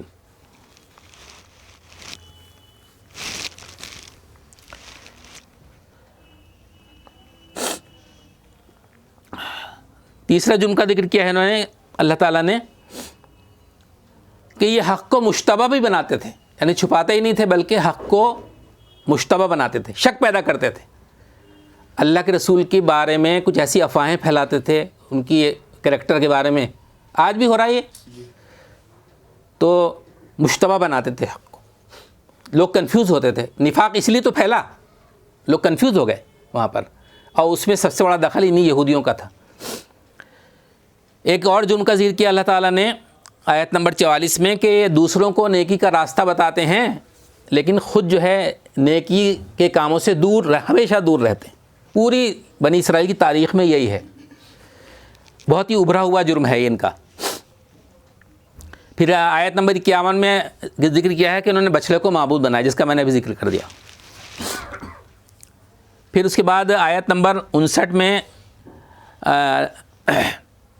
اللہ تعالیٰ نے ذکر کیا ہے کہ جب یہ صحرائے سینا میں آئے مصر کی غلامی سے نکل کر فرعون کی، تو اللہ تعالیٰ نے ان کو حکم دیا تھا کہ یہاں پہ جو شہر ہے اس شہر کا نام قرآن ذکر نہیں کرتا. توریت وغیرہ میں اس کا نام کے ساتھ ذکر ہے. قرآن میں صرف اتنا ہے کہ اللہ تعالیٰ نے کہا کہ اس شہر میں داخل ہو جاؤ، یہ شہر ہم نے تمہیں دے دیا ہے، اور جب تم اس شہر میں داخل ہو تو ہتتن ہتتن کہتے ہوئے داخل ہونا. ہتتن کا مطلب ہوتا ہے یعنی توبہ کرتے ہوئے، معافی مانگتے ہوئے داخل ہونا. اور دوسرا مطلب اس کا یہ بھی ہو سکتا ہے کہ وہاں کے رہنے والوں کو بھی معاف کرتے جانا، انتقام نہیں لینا، ان کو جو ہے ستانا نہیں. دونوں مطلب. لیکن جب یہ اس شہر میں داخل ہوئے تو ہتتن ہتتن تو انہوں نے نہیں کرا، یعنی معافی نہیں مانگی اللہ تعالیٰ سے، معاف بھی نہیں کیا. بلکہ توریت اس بات کی گواہی دیتی ہے کہ جب اس شہر میں داخل ہوئے تو اتنی بدکاریاں کیں کہ ان کے درمیان بیماری پھیل گئی اور 24,000 بنی اسرائیلی اس میں ہلاک ہوئے، ان بیماریوں میں مبتلا ہو گئے. تو اللہ تعالیٰ نے اس کا ذکر کیا ہے کہ ان کا ایک جرم یہ تھا کہ یہ اس شہر میں داخل ہوئے تو بجائے اس کے کہ معافی مانگتے ہوئے داخل ہوتے، جرم کرتے ہوئے، بدکاریاں کرتے ہوئے وہاں داخل ہوئے. انہوں نے جو ہے من و سلوہ کے مقابلے میں لہسن، پیاز اور ساگ سبزی مانگی، یعنی ایک اچھی قیمتی چیز کے مقابلے میں ایک گھٹیا اور سستی چیز طلب کی. ایک مطلب اس کا یہ ہوتا ہے. لیکن دوسرا مطلب اس کا ایک اور بھی ہے کہ اللہ تعالیٰ نے من و سلوہ جو نازل کیا تھا اس کی غرض یہ تھی کہ بنی اسرائیلی جو ہیں پوری یکسوئی کے ساتھ وہ کام کریں جس کے ذریعے وہ دنیا میں امام بن سکیں. لہسن پیاز بونے میں اور کھیتی کرنے میں اور جو ہے ساگ سبزی جمع کرنے میں جو ٹائم برباد ہوگا وہ سارا ٹائم دنیا میں امامت کا منصب جو ہے اس کے لیے خرچ کریں. لیکن انہوں نے ایسا نہیں کیا، ساگ سبزی میں یا کھیتی باڑی میں کو پسند کر گیا. عطا کیا ہے؟ تستبدلون الذی هو ادنی بالذی هو خیر. انہوں نے ایک قیمتی چیز کے مقابلے میں ایک گھٹیا چیز کو پسند کر لیا. اس چیز کا ذکر کیا.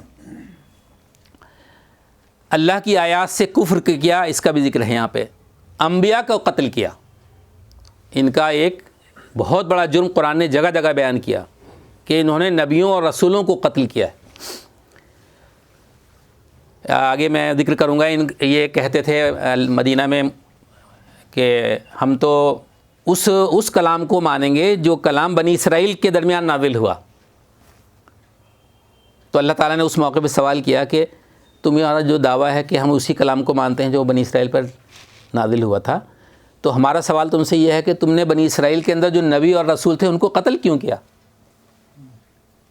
ان کا قتل کرنے کا مطلب یہ کہ تمہارا دعویٰ صرف زبانی دعویٰ ہے، ایسا ہے ہی نہیں. اصل تم تو کفران کر رہے ہو، کفر کر رہے ہو. تو یہ یہاں پہ ذکر کیا ہے کہ وہ اللہ کی آیات کا کفر کرتے تھے، انبیاء کا قتل کرتے تھے. اور آپ تاریخ پڑھیں گے تو سب سے معروف قتل جو ہے مشہور ترین وہ حضرت یحییٰ کا ہے.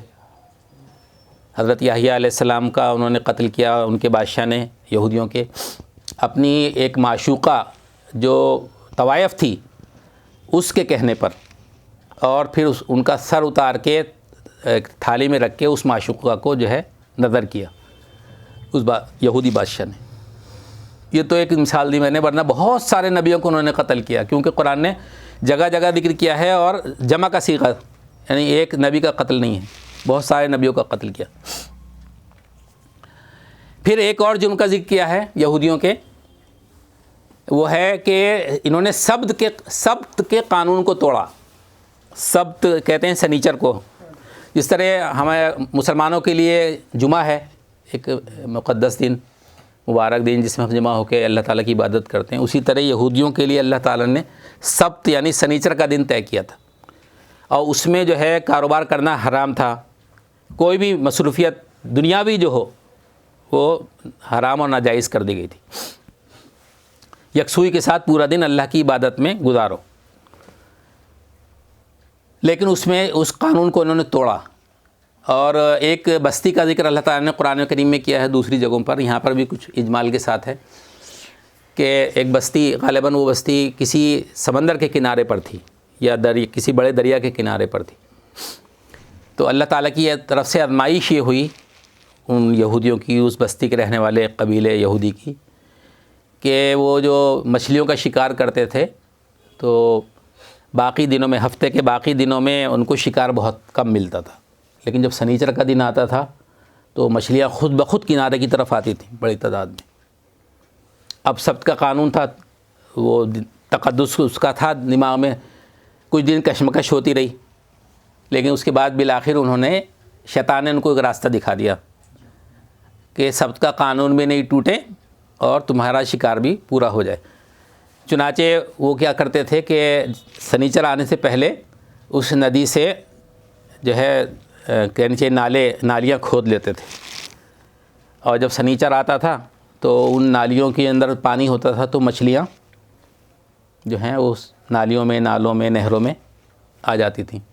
اور کوئی بھی ایک آدمی جا کے ان کا نالے کا منہ بند کر دیتا تھا، کوئی پتھر رکھ کے. پھر اتوار جب آتی تھی تو بہت آرام سے پھر شکار ہوتا تھا. یہ بیماری یہودی میں ابھی تک ہے. سنیچر کا تقدس بھی ہے، اللہ کا حکم بھی سمجھتے ہیں اور اس سے بچنے کی ترکیبیں بھی.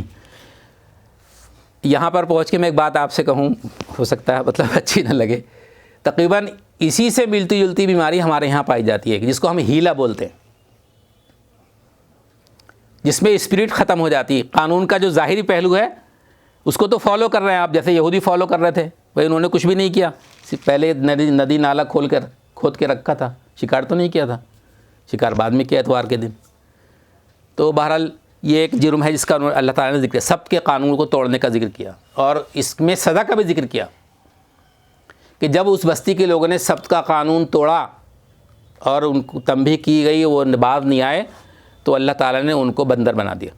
اس بستی کے رہنے والوں کو، کونو قردتن خاسئین، ہو جاؤ لعنت زدہ بندر۔ اس کے بارے میں جو اس بات سمجھ میں آتی ہے عقل سے، وہ یہ ہے کہ ان کا یعنی جو جسم کی جو حالت تھی، ظاہری حالت بدن کی، وہ تو بندر جیسی ہو گئی، لیکن ان کا دماغ انسانی رہا۔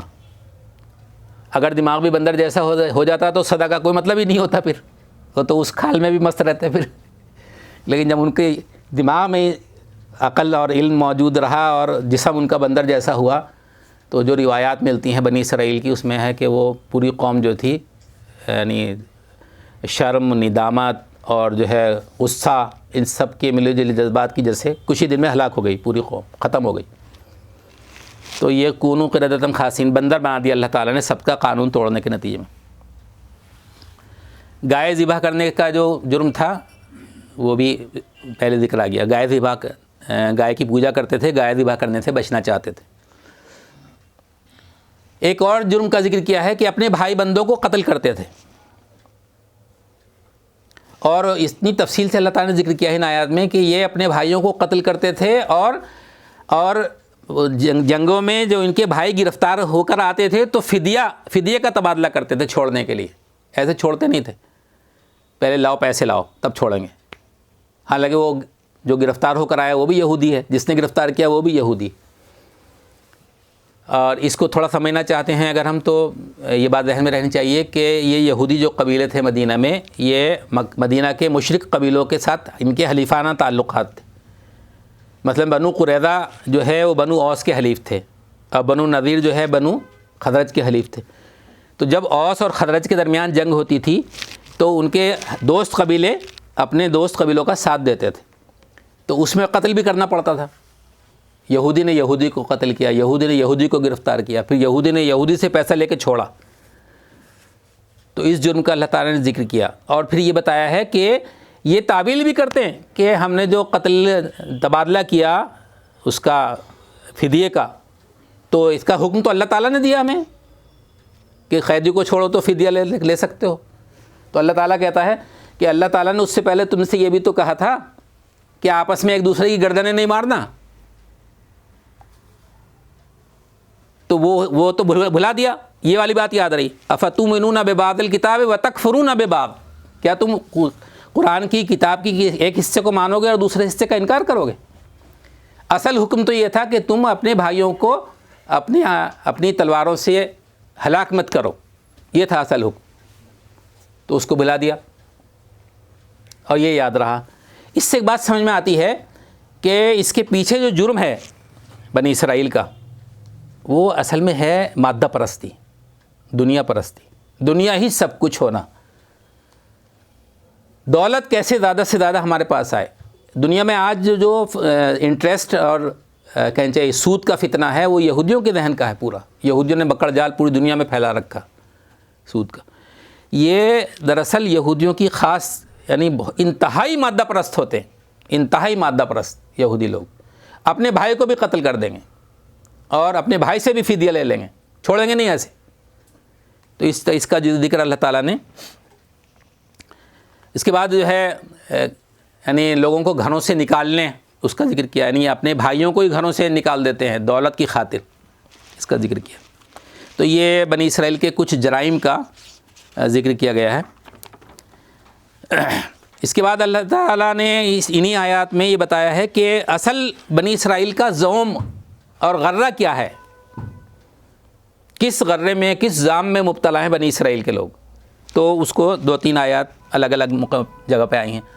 سب سے پہلی بات تو یہ کہی گئی ہے لن تمسنا النار الا ایاما معدودہ، یہودی یہ کہتے تھے بنی اسرائیل، ہمیں آگ نہیں چھوئے گی سوائے اس کے 2-4 دن جل گئے تو جل گئے۔ اس زوم میں مبتلا تھے کہ ہمیں دوزخ کی عذاب آگ نہیں چھوئے گی،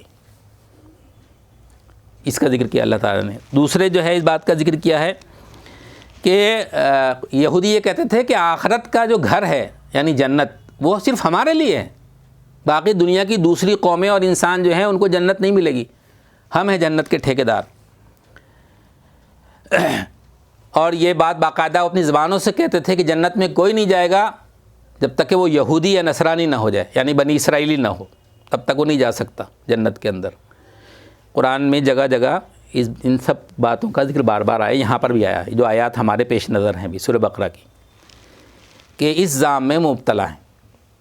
اب یہیں پر رک کر آیت نمبر 62 کا میں حوالہ دینا چاہتا ہوں، جو ایک بہت موضوع بحث آیت ہے اس زمانے میں خاص طور سے۔ آیت نمبر 62 میں اللہ تعالیٰ نے کہا ہے کہ تمہارے ماننے والے، یعنی اللہ کے رسول حضرت محمد صلی اللہ علیہ وسلم کے ماننے والے ہوں، یا یہود ہوں، نصارہ ہوں، یا سابی ہوں، یہ سب جو ہیں، جو بھی ان میں سے نیک ایمان لائے گا اور نیک عمل کرے گا، وہ اللہ تعالیٰ اس کو جو ہے اس کا بدلہ عطا کرے گا۔ اب اس آیت پر اگر آپ غور کریں تو اس میں ایمان باللہ کی بات ہے اور ایمان بالآخرت کی بات ہے، یعنی جو ایمان لائے گا اللہ پر اور آخرت پر ایمان لائے گا، اللہ تعالیٰ اس کے عمل کو ضائع نہیں کرے گا، اس کو بدلہ دے گا۔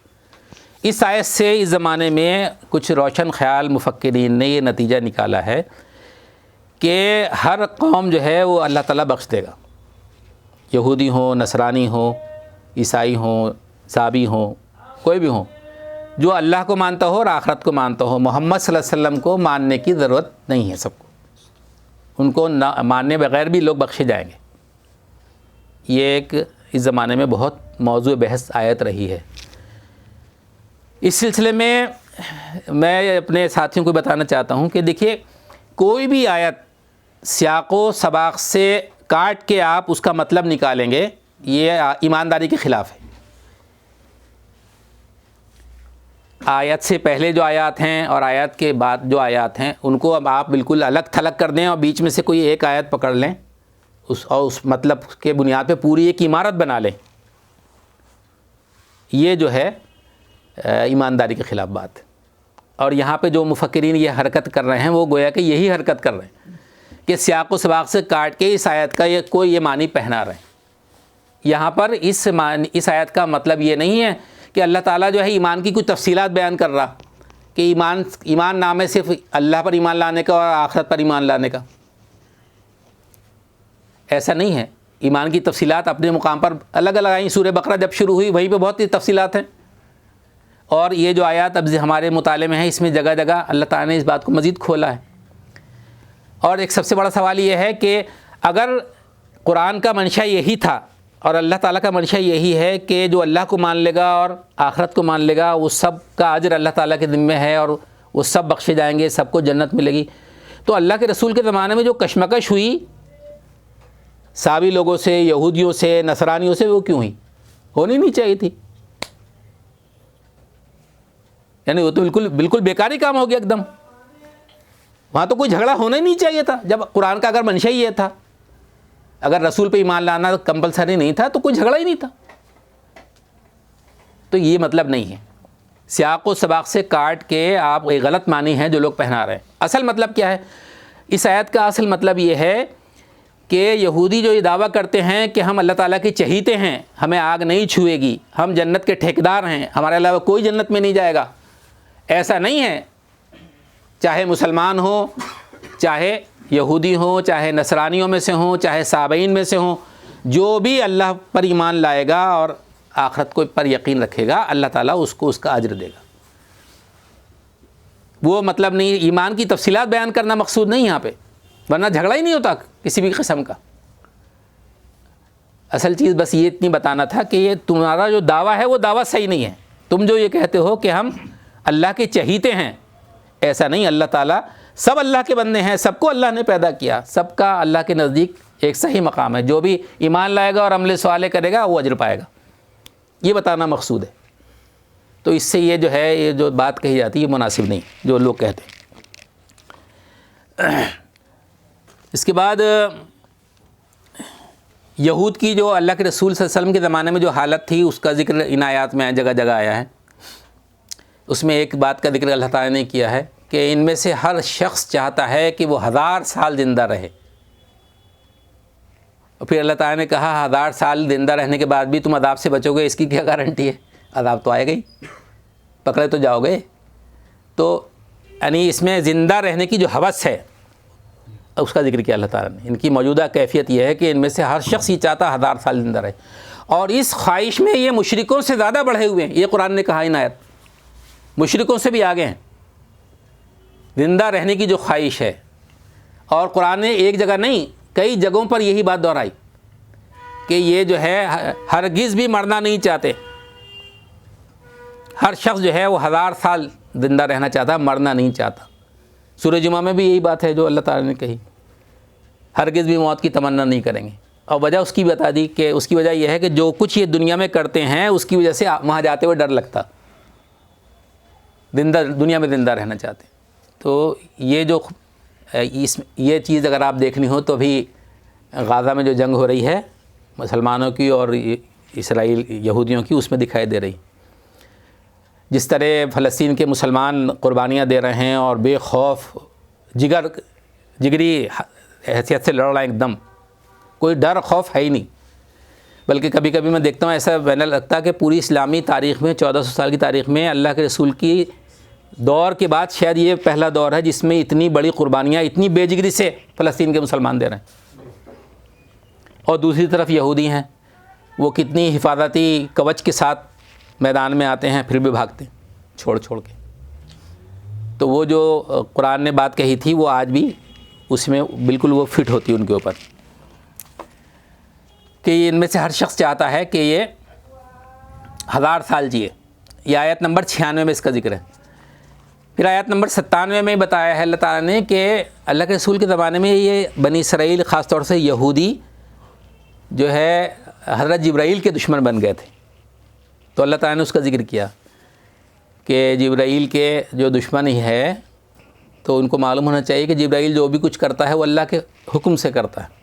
یعنی گویا کہ جبریل سے دشمنی تو گویا اللہ سے دشمنی ہو گئی. تو جبرائیل سے دشمنی کیوں تھی؟ جبرائیل سے دشمنی یہ تھی کہ بنی اسماعیل کے شخص محمد صلی اللہ علیہ وسلم پر وحی کیوں آ گئی, بنی اسرائیل کے شخص پہ کیوں نہیں آئی. تو جبرائیل کے دشمن ہو گئے. اس کا ذکر بھی اللہ تعالیٰ نے یہاں پر کیا ہے ان کی موجودہ حالت پر. اس کے بعد اس بات کا ذکر کیا ہے کہ یہ کہتے ہیں کہ ہم صرف اس کلام پر ایمان لائیں گے جو بنی اسرائیل پر نازل ہوا ہے. پھر اس کے بعد ایک اور چیز کا ذکر کیا ہے کہ یہ کہتے ہیں کہ ہمارے دل محفوظ ہیں. یعنی ہمارا جو ایمان ہے وہ ہمارے دل میں اتنا مضبوط ہے کہ آپ کی کوئی بھی کوشش کامیاب نہیں ہوگی ہمارے اوپر ہمیں ورغلانے کے لیے. ان کا یہ کہنا ایک دم پروف ایمان ہے جس میں کہیں سے مسلمانوں کا جو اسلام ہے وہ داخل نہیں ہو سکتا, بڑے محفوظ ہیں. اس کا اللہ تعالیٰ نے کہا ایسا نہیں ہے, بلکہ بات یہ ہے کہ اللہ کی لعنت تمہارے اوپر پڑ گئی ہے, اس وجہ سے تم ایمان نہیں لا رہے. تو اس کا ذکر ہے. پھر یہ ذکر کیا اللہ تعالیٰ نے کہ یہ اللہ کا کلام یعنی قرآن کریم کو سنتے ہیں, خوب سوچ سمجھ کر اس کی تکذیب کرتے ہیں. پھر ایک بات اور ذکر کی ہے کہ ان یہودیوں کا جو حال ہے وہ ان کا دل پتھر کی طرح سخت ہو گیا ہے, بلکہ پتھر سے بھی زیادہ سخت. اللہ نے مثال دی کیونکہ پتھروں میں سے تو کوئی ایسا ہے جس میں سے چشمہ پھوٹ پڑتا ہے, پانی بہنے لگتا, لیکن یہودیوں کے جو دل ہیں وہ پتھروں سے زیادہ سخت ہو گئے. اس کا نظارہ کرنا ہو تو ابھی فلسطین میں کریے آپ. کسی انسان سے وہ توقع نہیں کی جا سکتی جو اسرائیل کی فوجی لوگ فلسطین کے مسلمانوں کے ساتھ کر رہے ہیں. تو ان کا دل جو ہے پتھر سے زیادہ سخت. پھر ان کی ایک خواہش یہ ہے کہ یہ اہل ایمان کو کفر کی طرف پھیر لے جانا چاہتے ہیں.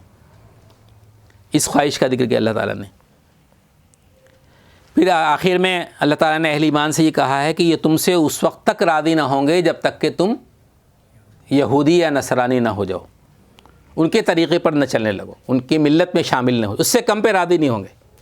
کبھی کبھی ایسا خیال آتا ہے نا جب کشمکش بڑھتی ہے تو یہ خیال ہے بھائی کہیں کچھ تھوڑا بہت صلح صفائی ہو جائے, جنگ رک جائے. تو اللہ تعالیٰ نے اس کی واضح طور سے تردید کی ہے کہ یہ اس سے کم کسی بات پہ راضی نہیں ہوں گے کہ آپ جو ہے یہودیوں کے طریقے پہ چلنے لگیں. تھوڑا 2-4 باتوں میں کمپرومائز جو ہے یہ اس پہ راضی نہیں ہوں گے, اور وہ ہمیں دکھائی دے رہا ہے. اور یہ ہم ہندوستان میں بھی اپنی مشرک قوموں کے ساتھ اس کو بھگت رہے ہیں. آخر انہی آیات میں پھر اللہ تعالیٰ نے اہل ایمان سے کچھ خطاب کیے ہیں. یہودیوں کی جو مسلسل حرکتیں تھیں اس کے پس منظر میں اہل ایمان کو کچھ باتیں سمجھائیں. اس میں ایک بات یہ کہی گئی ہے کہ مسلمانوں سے کہ رائنا نہ کہو بلکہ انظر نہ کہو. اس کا مطلب کیا ہے؟ رائنا کا مطلب ہوتا ہے ذرا ہماری طرف توجہ کیجئے، ہماری بات سن لیجئے، یہ مطلب ہوتا رائنا کا. تو جب اللہ کے رسول صلی اللہ علیہ وسلم کوئی بات کرتے تھے، کوئی گفتگو کرتے تھے، تو کسی کو کچھ پوچھنا ہوتا تھا تو وہ کہتا تھا رائنا، یعنی ہماری بات بھی سن لیجئے آپ ذرا. لیکن یہودی اس میں کیا شرارت کرتے تھے؟ یہ اللہ تعالیٰ نے کیوں روکا مسلمانوں سے رائنا مت کہو، انظر نہ کہو؟ کیونکہ رائنا جو ہے تھوڑے سے لہجے کے فرق کے ساتھ اس کے معنی بدل جاتے تھے. تو یہودی جو ہے بظاہر کہتے تھے رائنا یعنی ہماری بات سن لو، ہمارے اوپر توجہ کرو، لیکن رائنا کو ذرا سا کھینچ کے بولتے تھے رائنا. اس کا مطلب ہوتا تھا چرواہا، او چرواہے کی اولاد یا چرواہے.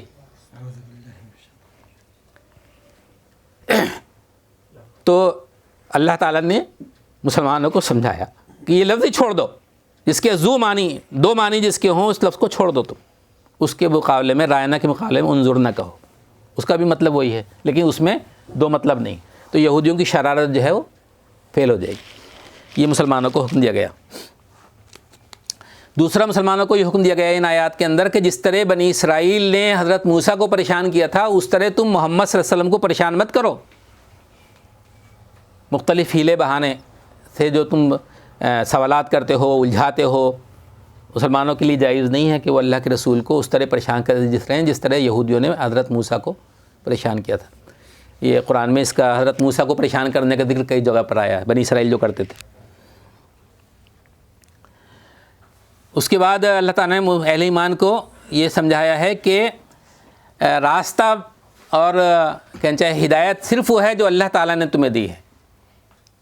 اگر تم چاہتے ہو کہ یہ تمہیں کہیں اور سے کوئی راستہ، کوئی اور طریقہ تمہیں مل جائے تو یہ تمہاری آرزو پوری نہیں ہوگی. ہدایت وہ ہے جو اللہ نے دی ہے، راستہ وہ ہے جو اللہ نے سجھایا ہے. تم دنیا کے لوگوں کے ساتھ صلح صفائی کی خاطر اگر اس راستے سے تم دائیں بائیں ہونے کی کوشش کرو گے جو اللہ نے دکھایا تو تمہاری دنیا اور آخرت دونوں تباہ ہو جائیں گی. تو یہودیوں کے یا بنی اسرائیل کے سکائے پڑھائے میں آ کر یا ان کو خوش کرنے کی خواہش میں کہیں ایسا نہ ہو کہ تم اس راستے سے ہٹ جاؤ جو راستہ اللہ نے تمہیں بتایا ہے. پھر اللہ تعالیٰ نے وارننگ دی ہے اہل ایمان کو کہ اگر تم نے ان کی خواہشات نفس کی پیروی کی تو اللہ تعالیٰ کی پکڑ سے بچانے والا کوئی مددگار تمہیں نہیں ملے گا. اہل ایمان اور بنی اسرائیل کو جو مشترکہ ہدایات ہیں اس میں یعنی کچھ ایسی آیات ہیں جس میں بنی اسرائیل سے بھی کوئی ہدایت ہے اور ساتھ میں اہل ایمان کو بھی. اس میں 3-4 باتیں ہیں اور ان 3-4 باتوں کا ذکر قرآن کریم میں جگہ جگہ پر ہے. اور خاص طور سے جو ہم نماز کے بعد ایک آیت پڑھتے ہیں آیت الکرسی، اس آیت الکرسی میں بھی ہے اور اس سے پہلے والی جو آیت ہے جسٹ پہلے اس میں بھی ہے. تو ایک مشترکہ جو ہدایات ہیں اس میں یہ کہا اللہ تعالیٰ نے کہ ڈرو اس دن سے جب کوئی کسی کے کام نہیں آئے گا. آخرت یعنی آخرت کے دن سے ڈرو. یہ مسلمانوں کو بھی حکم دیا جا رہا ہے اور یہودیوں کو بھی. اس دن کیا ہوگا؟ فدیہ قبول نہیں کیا جائے گا. دوسرا، سفارش بھی نفع نہیں دے گی. تیسری بات، اور کہیں باہر سے مدد نہیں ملے گی. یعنی اللہ کا جو فیصلہ ہے وہ آخری فیصلہ ہوگا. نہ سفارش قبول کی جائے گی، نہ فدیے کا لین دین ہوگا، نہ وہاں پہ کسی کا سے تمہیں مدد ملے، کچھ نہیں ہوگا. اس دن سے تم ڈرو. یہ ہدایت بنی اسرائیل کے پس منظر میں اہل ایمان کو بھی اللہ تعالیٰ نے دی. لیکن تھوڑا افسوس اس بات کا ہے کہ اہل ایمان کی یہاں بعض چیزوں کا مفہوم میں کافی یہودی اثرات آ گئے. اس طرح یہودی اس خیال خام میں مبتلا ہیں کہ ہمیں آگ نہیں چھوئے گی اور ہم دوزخ میں نہیں جلیں گے، ہمیں تو جنت ہی میں جانا ہے. مسلمانوں میں بھی اس طرح کے کچھ خیالات ہیں جو پیدا ہو گئے ہیں کہ بس ہمارا پیدا ہو جانا ہی کافی ہے مسلمان گھر کے اندر. جبکہ قرآن نے جو ہے جگہ جگہ اس غلط خیال کی تردید کی ہے اور لوگوں کو سمجھایا ہے کہ جو بھی ایمان اور عمل کے ساتھ آئے گا اس کو جو ہے وہاں پہ فائدہ ہوگا. کسی نسل کے اندر پیدا ہونے سے، کسی خاندان کے اندر پیدا ہونے سے، ایون یہ کہ کسی نبی اور رسول کے گھر میں پیدا ہونے سے بھی کوئی نفع نہیں ہوتا. یہ بات جو ہے اہل ایمان کو بھی اللہ تعالیٰ نے سمجھائی ہے. تو یہ تو وہ آیات تھیں جو ابھی میں نے آپ کے سامنے رکھیں اور ہمارے عامر صاحب کے ذریعے سے میں نے تلاوت کرائی تھی قرآن پاک کی. وہ آیات بھی ہمارے ان آیات میں شامل ہیں. تو ان آیات کے میں اتنی زیادہ آیات کی تلاوت کے مقابلے میں نے سوچا کہ آخری یہ جو آیات ہیں صرف وہی تلاوت ہو جائے. کتنا ٹائم ہے؟ دیکھیے جو آیات پڑھی گئی تھیں ابھی تلاوت ہوئی تھی ان کا مطلب میں آخر میں، یعنی سب سے آخر میں آ کے اللہ تعالیٰ نے ابراہیم علیہ السلام کا ذکر کیا. پھر ابراہیم علیہ السلام کے بعد ابراہیم کی نسل کے جو نبی ہیں خاص طور سے اسحاق، یعقوب، ان کا ذکر کیا ہے. اور یہ آیات بھی اس لحاظ سے ہمارے لیے اہم ہے کہ ایک بہت بڑا اور نیا فتنہ جو ہے عالم اسلام میں پیدا ہو رہا ہے دین ابراہیمی کے نام پر. شاید آپ نے بھی کہیں پڑھا یا سنا ہو. یعنی عرب میں خاص طور سے ایک یہودی سازش کے تحت ایک فتنہ یہ پیدا کیا جا رہا ہے کہ دین ابراہیمی مسئلے کا حل ہے. جو جنگ اور لڑائی جھگڑا ہے یہودیوں میں، مسلمانوں میں، یہودیوں میں اور عیسائیوں میں، مسلمانوں میں اور عیسائیوں میں، اس کا حل یہ ہے کہ لوگ دین ابراہیمی کی پیروی کریں. اور ابراہیم علیہ السلام نہ یہودی تھے، نہ نصرانی تھے، نہ موجودہ مسلمانوں کے گروہ سے تعلق رکھتے تھے. تو سمجھانے کی حد تک یہ بات سمجھ میں آ رہی لوگوں کی. فتنہ وہ کامیاب ہوگا نہیں ہوگا وہ تو وقت بتائے گا، لیکن ایک فتنہ ہے جو پیدا کیا جا رہا ہے کہ ابراہیم کی ذات پر جو ہے ان سب کو جوڑ لیا جائے. لیکن سوال یہ پیدا ہوتا ہے کہ ابراہیم علیہ السلام کی جو تعلیمات ہیں کہیں محفوظ ہیں کیا؟ مطلب جس پہ ہم جمع ہوں گے وہ کہاں سے آئے گی وہ چیز؟ تو اگر دیکھا جائے تو یہ ایک مبہم، بالکل کنفیوزنگ بات ہے. ایک اس کا کوئی بھی مطلب نہیں ہے. حضرت ابراہیم علیہ السلام کی کوئی چیز اگر محفوظ ہے تو وہ ہے جو قرآن کریم میں ہمارے پاس ہے. اور قرآن کریم واضح طور سے مسلمانوں کو بتاتا ہے کہ توریت، انجیل اور زبور میں جو کچھ ہے وہ تحریف شدہ ہے. اس کی جو چیز قرآن کے مطابق ملے گی وہ صحیح ہے، جو قرآن کے مطابق نہیں مل رہی وہ اس کا مطلب ہے ان کی اس میں داخل کی ہوئی چیز ہے. تو یہ فتنہ کامیاب ہونا نہیں چاہیے اگر ہم قرآن کریم سے جڑے رہیں تو. لیکن یہ کہ ایک کنفیوز کرنے کے لیے ایک بات ہے جو بہت تیزی کے ساتھ گلف میں خاص طور سے عرب ملکوں میں پھیلائی جا رہی کہ دین ابراہیمی کی طرف لوگ جو ہے آ جائیں. تو یہاں پہ اللہ تعالیٰ نے آخر میں ان آیات میں حضرت ابراہیم علیہ السلام کے واقعے کا ذکر کیا ہے اور خود ابراہیم علیہ السلام کے بارے میں یہ بتایا ہے کہ ابراہیم نہ یہودی تھا نہ نصرانی تھا بلکہ یکسو مسلم تھا. اور یہ بات جو کہی گئی یکسو مسلم تھا، اس سے یہ سمجھنا چاہیے کہ سارے نبیوں اور رسولوں کا اصل دین اسلام تھا. ایک ایڈیشن وہ تھا جو ابراہیم لے کر آئے تھے اسلام کا، ایک ایڈیشن وہ تھا جو موسیٰ لائے، ایک ایڈیشن وہ تھا جو عیسیٰ لائے، اور لاسٹ ایڈیشن وہ ہے جو اللہ کے رسول حضرت محمد صلی اللہ علیہ وسلم لے کر آئے. تو ابراہیم علیہ السلام جو ہے وہ مسلم تھے جس طرح آج ہم مسلم ہیں. ہمارے بارے میں بھی لفظ اللہ تعالیٰ نے مسلم استعمال کیا نا قرآن کریم میں. تو یہ آخری میں حضرت ابراہیم علیہ السلام کے واقعے کو اللہ تعالیٰ نے کچھ تفصیل سے ذکر کیا ہے. اور اس کی وجہ یہ تھی کہ مسلمانوں کے بھی امام تھے، یہودیوں کے نزدیک بھی امام تھے اور نصارہ کے نزدیک بھی. جو آیات پڑھی گئی تھیں میں صرف ان کا ترجمہ پڑھتا ہوں. یاد کرو جب ابراہیم کو اس کے رب نے چند باتوں میں آزمایا اور وہ ان سب میں پورا اتر گیا تو اس نے کہا میں تجھے سب لوگوں کا پیشوا اور امام بنانے والا ہوں. ابراہیم نے عرض کیا اور کیا میری اولاد سے بھی یہی وعدہ ہے؟ اس نے جواب دیا میرا وعدہ ظالموں سے متعلق نہیں ہے. تھوڑی سی تشریح میں اس کی کر دوں. ابراہیم علیہ السلام کی آزمائش ہوئی، آزمائش میں ابراہیم علیہ السلام پورے اترے. اللہ نے ان کو یہ انعام دیا کہ انسانوں کا امام بنا دیا. اور ہم جانتے ہیں کہ دنیا کی عظیم ترین میجورٹی ابراہیم علیہ السلام کو اپنا امام مانتی ہے آج بھی. تو جب ان کو امام بنا دیا تو حضرت ابراہیم کو فوراً فکر ہوئی اپنی اولاد کے بارے میں کہ مجھے تو بنا دیا اللہ نے امام، کیا میری اولاد بھی دنیا. تو انہوں نے فوراً اللہ تعالیٰ سے پوچھا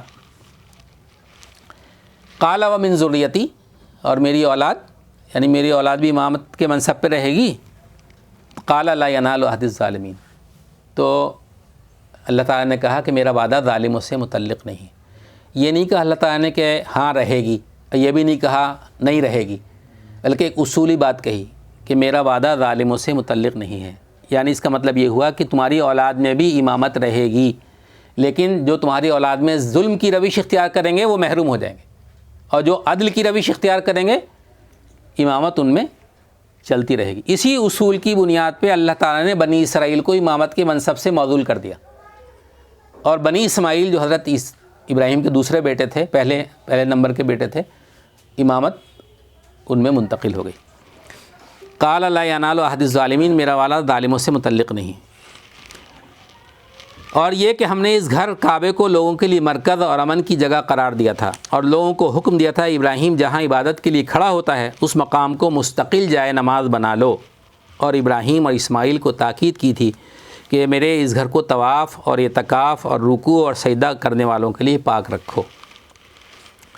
اور یہ کہ ابراہیم نے دعا کی، اے میرے رب اس شہر کو امن کا شہر بنا دے، اور اس کے باشندوں میں سے جو اللہ اور آخرت کو مانے انہیں ہر قسم کے پھلوں کا رزق دے.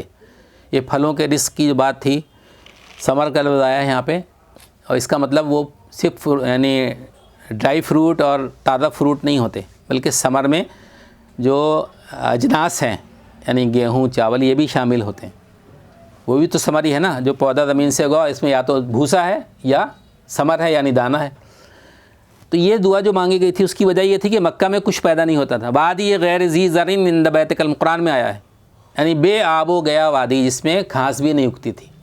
تو وہاں پہ ضرورت تھی اس بات کی کہ ان کو رزق ملے، اور اللہ تعالیٰ نے اس دعا کو قبول فرمایا. اور مکہ میں اس زمانے میں بھی اور اللہ کے رسول کے زمانے میں بھی جو ہے بکثرت پھل آیا کرتے تھے، یہاں تک کہ موسمی پھل بھی دنیا بھر سے آتے تھے، کیونکہ وہ مرکز بن گیا تھا اور وہاں حج کرنے، عمرہ کرنے، طواف کرنے لوگ آتے رہتے تھے.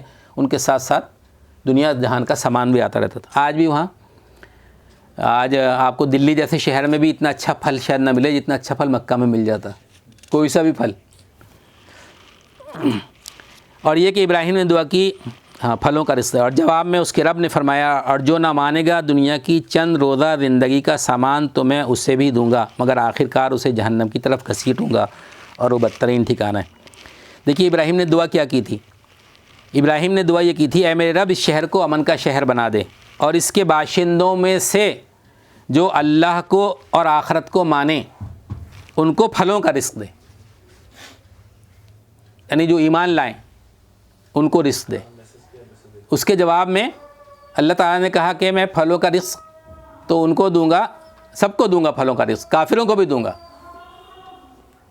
تو اس کی وجہ کیا ہے؟ اس کی وجہ یہ ہے کہ اس سے پہلے ابراہیم علیہ السلام نے یہ کہا تھا نا اللہ تعالیٰ سے کہ میری اولاد بھی امام رہے گی، تو اللہ تعالیٰ نے فوراً اصلاح کر دی تھی کہ میرا وعدہ ظالموں سے متعلق نہیں. اب حضرت ابراہیم علیہ السلام نے جو دوسری دعا مانگی تو اس میں بڑی احتیاط سے مانگی، خود ہی پیشگی کہ اللہ پاک آپ ان کو رزق دیں جو آپ پر ایمان لائیں اور آخرت کو مانیں. تو اللہ تعالیٰ نے کہا نہیں، رزق تو میں سب کو دوں گا، دنیا کا رزق سب کے لیے ہے. کیا بج گیا؟ نماز کتنے بجے؟ 8:15 پہ ہی ہے. اچھا، مجھے ایسا یاد رہا کہ بورڈ پہ 8:30 لکھا تھا. نہیں، 8:15. جب وہ فوراً اپنا مسلم مطیع فرمان بنا، ہماری نسل سے ایک ایسی قوم اٹھا جو تیری مسلم ہو، ہمیں اپنی عبادت کے طریقے بتا اور ہماری کوتاہیوں سے درگزر فرما، تو بڑا معاف کرنے والا اور رحم فرمانے والا ہے. اور اے رب ان لوگوں میں خود انہی کی قوم سے ایک ایسا رسول اٹھائی ہو جو انہیں تیری آیات سنائے، ان کو کتاب اور حکمت کی تعلیم دے اور ان کی زندگیاں سنوارے، تو بڑا مقتدر اور حکیم ہے. اب کون ہے جو ابراہیم کے طریقے سے نفرت کرے جس نے خود اپنے آپ کو حماقت و جہالت میں مبتلا کر لیا ہو؟ اس کے سوا کون یہ حرکت کر سکتا ہے؟ ابراہیم تو وہ شخص ہے جس کو ہم نے دنیا میں اپنے کام کے لیے چن لیا تھا، اور آخرت میں اس کا شمار صالحین میں ہوگا. اس کا حال یہ تھا کہ جب اس کے رب نے اس سے کہا مسلم ہو جا تو اس نے فوراً کہا میں مالک کائنات کا مسلم ہو گیا. اسی طریقے پر چلنے کی ہدایت اس نے اپنی اولاد کو کی تھی، اور اسی کی وصیت یعقوب نے اپنی اولاد کو کی. اس نے کہا تھا، اے میرے بچوں، اللہ نے تمہارے لیے یہی دین پسند کیا ہے، لہذا مرتے دم تک مسلم ہی رہنا. پھر کیا تم اس وقت موجود تھے جب یعقوب اس دنیا سے رخصت ہو رہا تھا؟ اس نے مرتے وقت اپنے بیٹوں سے پوچھا، بچوں میرے بعد تم کس کی بندگی کرو گے؟ ان سب نے جواب دیا، ہم اسی ایک خدا کی بندگی کریں گے جسے آپ نے اور آپ کے بزرگوں ابراہیم، اسماعیل اور اسحاق نے خدا مانا ہے اور ہم اسی کے مسلم ہیں۔ وہ کچھ لوگ تھے جو گزر گئے، اور جو کچھ انہوں نے کمایا وہ ان کے لیے ہے، اور جو کچھ تم کماؤ گے وہ تمہارے لیے ہے۔ تم سے یہ نہ پوچھا جائے گا کہ وہ کیا کرتے تھے۔ یہودی کہتے ہیں کہ یہودی ہو تو راہ راست پاؤ گے، عیسائی کہتے ہیں عیسائی ہو تو ہدایت ملے گی۔ ان سے کہو نہیں، بلکہ سب کو چھوڑ کر ابراہیم کا طریقہ، اور ابراہیم مشرکوں میں سے نہ تھا۔ مسلمانوں کہو کہ ہم ایمان لائے اللہ پر اور اس ہدایت پر جو ہماری طرف نازل ہوئی ہے، اور جو ابراہیم، اسماعیل، اسحاق، یعقوب اور اولاد یعقوب کی طرف نازل ہوئی، اور جو موسیٰ اور عیسیٰ اور دوسرے تمام پیغمبروں کو ان کے رب کی طرف سے دی گئی تھی۔ ہم ان کے درمیان کوئی تفریق نہیں کرتے، اور ہم اللہ کے مسلم ہیں۔ پھر اگر وہ اسی طرح ایمان لائیں جس طرح تم لائے ہو تو ہدایت پر ہیں، اور اگر اس سے منہ پھیریں تو کھلی بات ہے کہ وہ ہٹ درمی میں پڑ گئے۔ لہذا اطمینان رکھو کہ ان کے مقابلے میں اللہ تمہاری حمایت کے لیے کافی ہے، وہ سب کچھ سنتا اور جانتا ہے۔ کہو اللہ کا رنگ اختیار کرو، اس کے رنگ سے اچھا اور کس کا رنگ ہوگا، اور ہم اسی کی بندگی کرنے والے لوگ ہیں۔ اے نبی صلی اللہ علیہ وسلم، ان سے کہو کیا تم اللہ کے بارے میں ہم سے جھگڑتے ہو، حالانکہ وہی ہمارا رب بھی ہے اور تمہارا رب بھی۔ ہمارے اعمال ہمارے لیے ہیں، تمہارے اعمال تمہارے لیے، اور ہم اللہ ہی کے لیے اپنی بندگی کو خالص کر چکے ہیں۔ یا پھر کیا تمہارا یہ کہنا ہے کہ ابراہیم، اسماعیل، اسحاق، یعقوب اور اولاد یعقوب سب کے سب یہودی تھے یا نصرانی تھے؟ کہو تم زیادہ جانتے ہو یا اللہ۔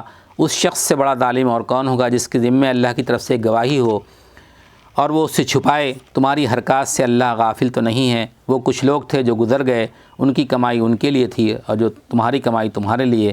تم سے ان کے اعمال کے متعلق سوال نہیں ہوگا۔ وآخر دعوانا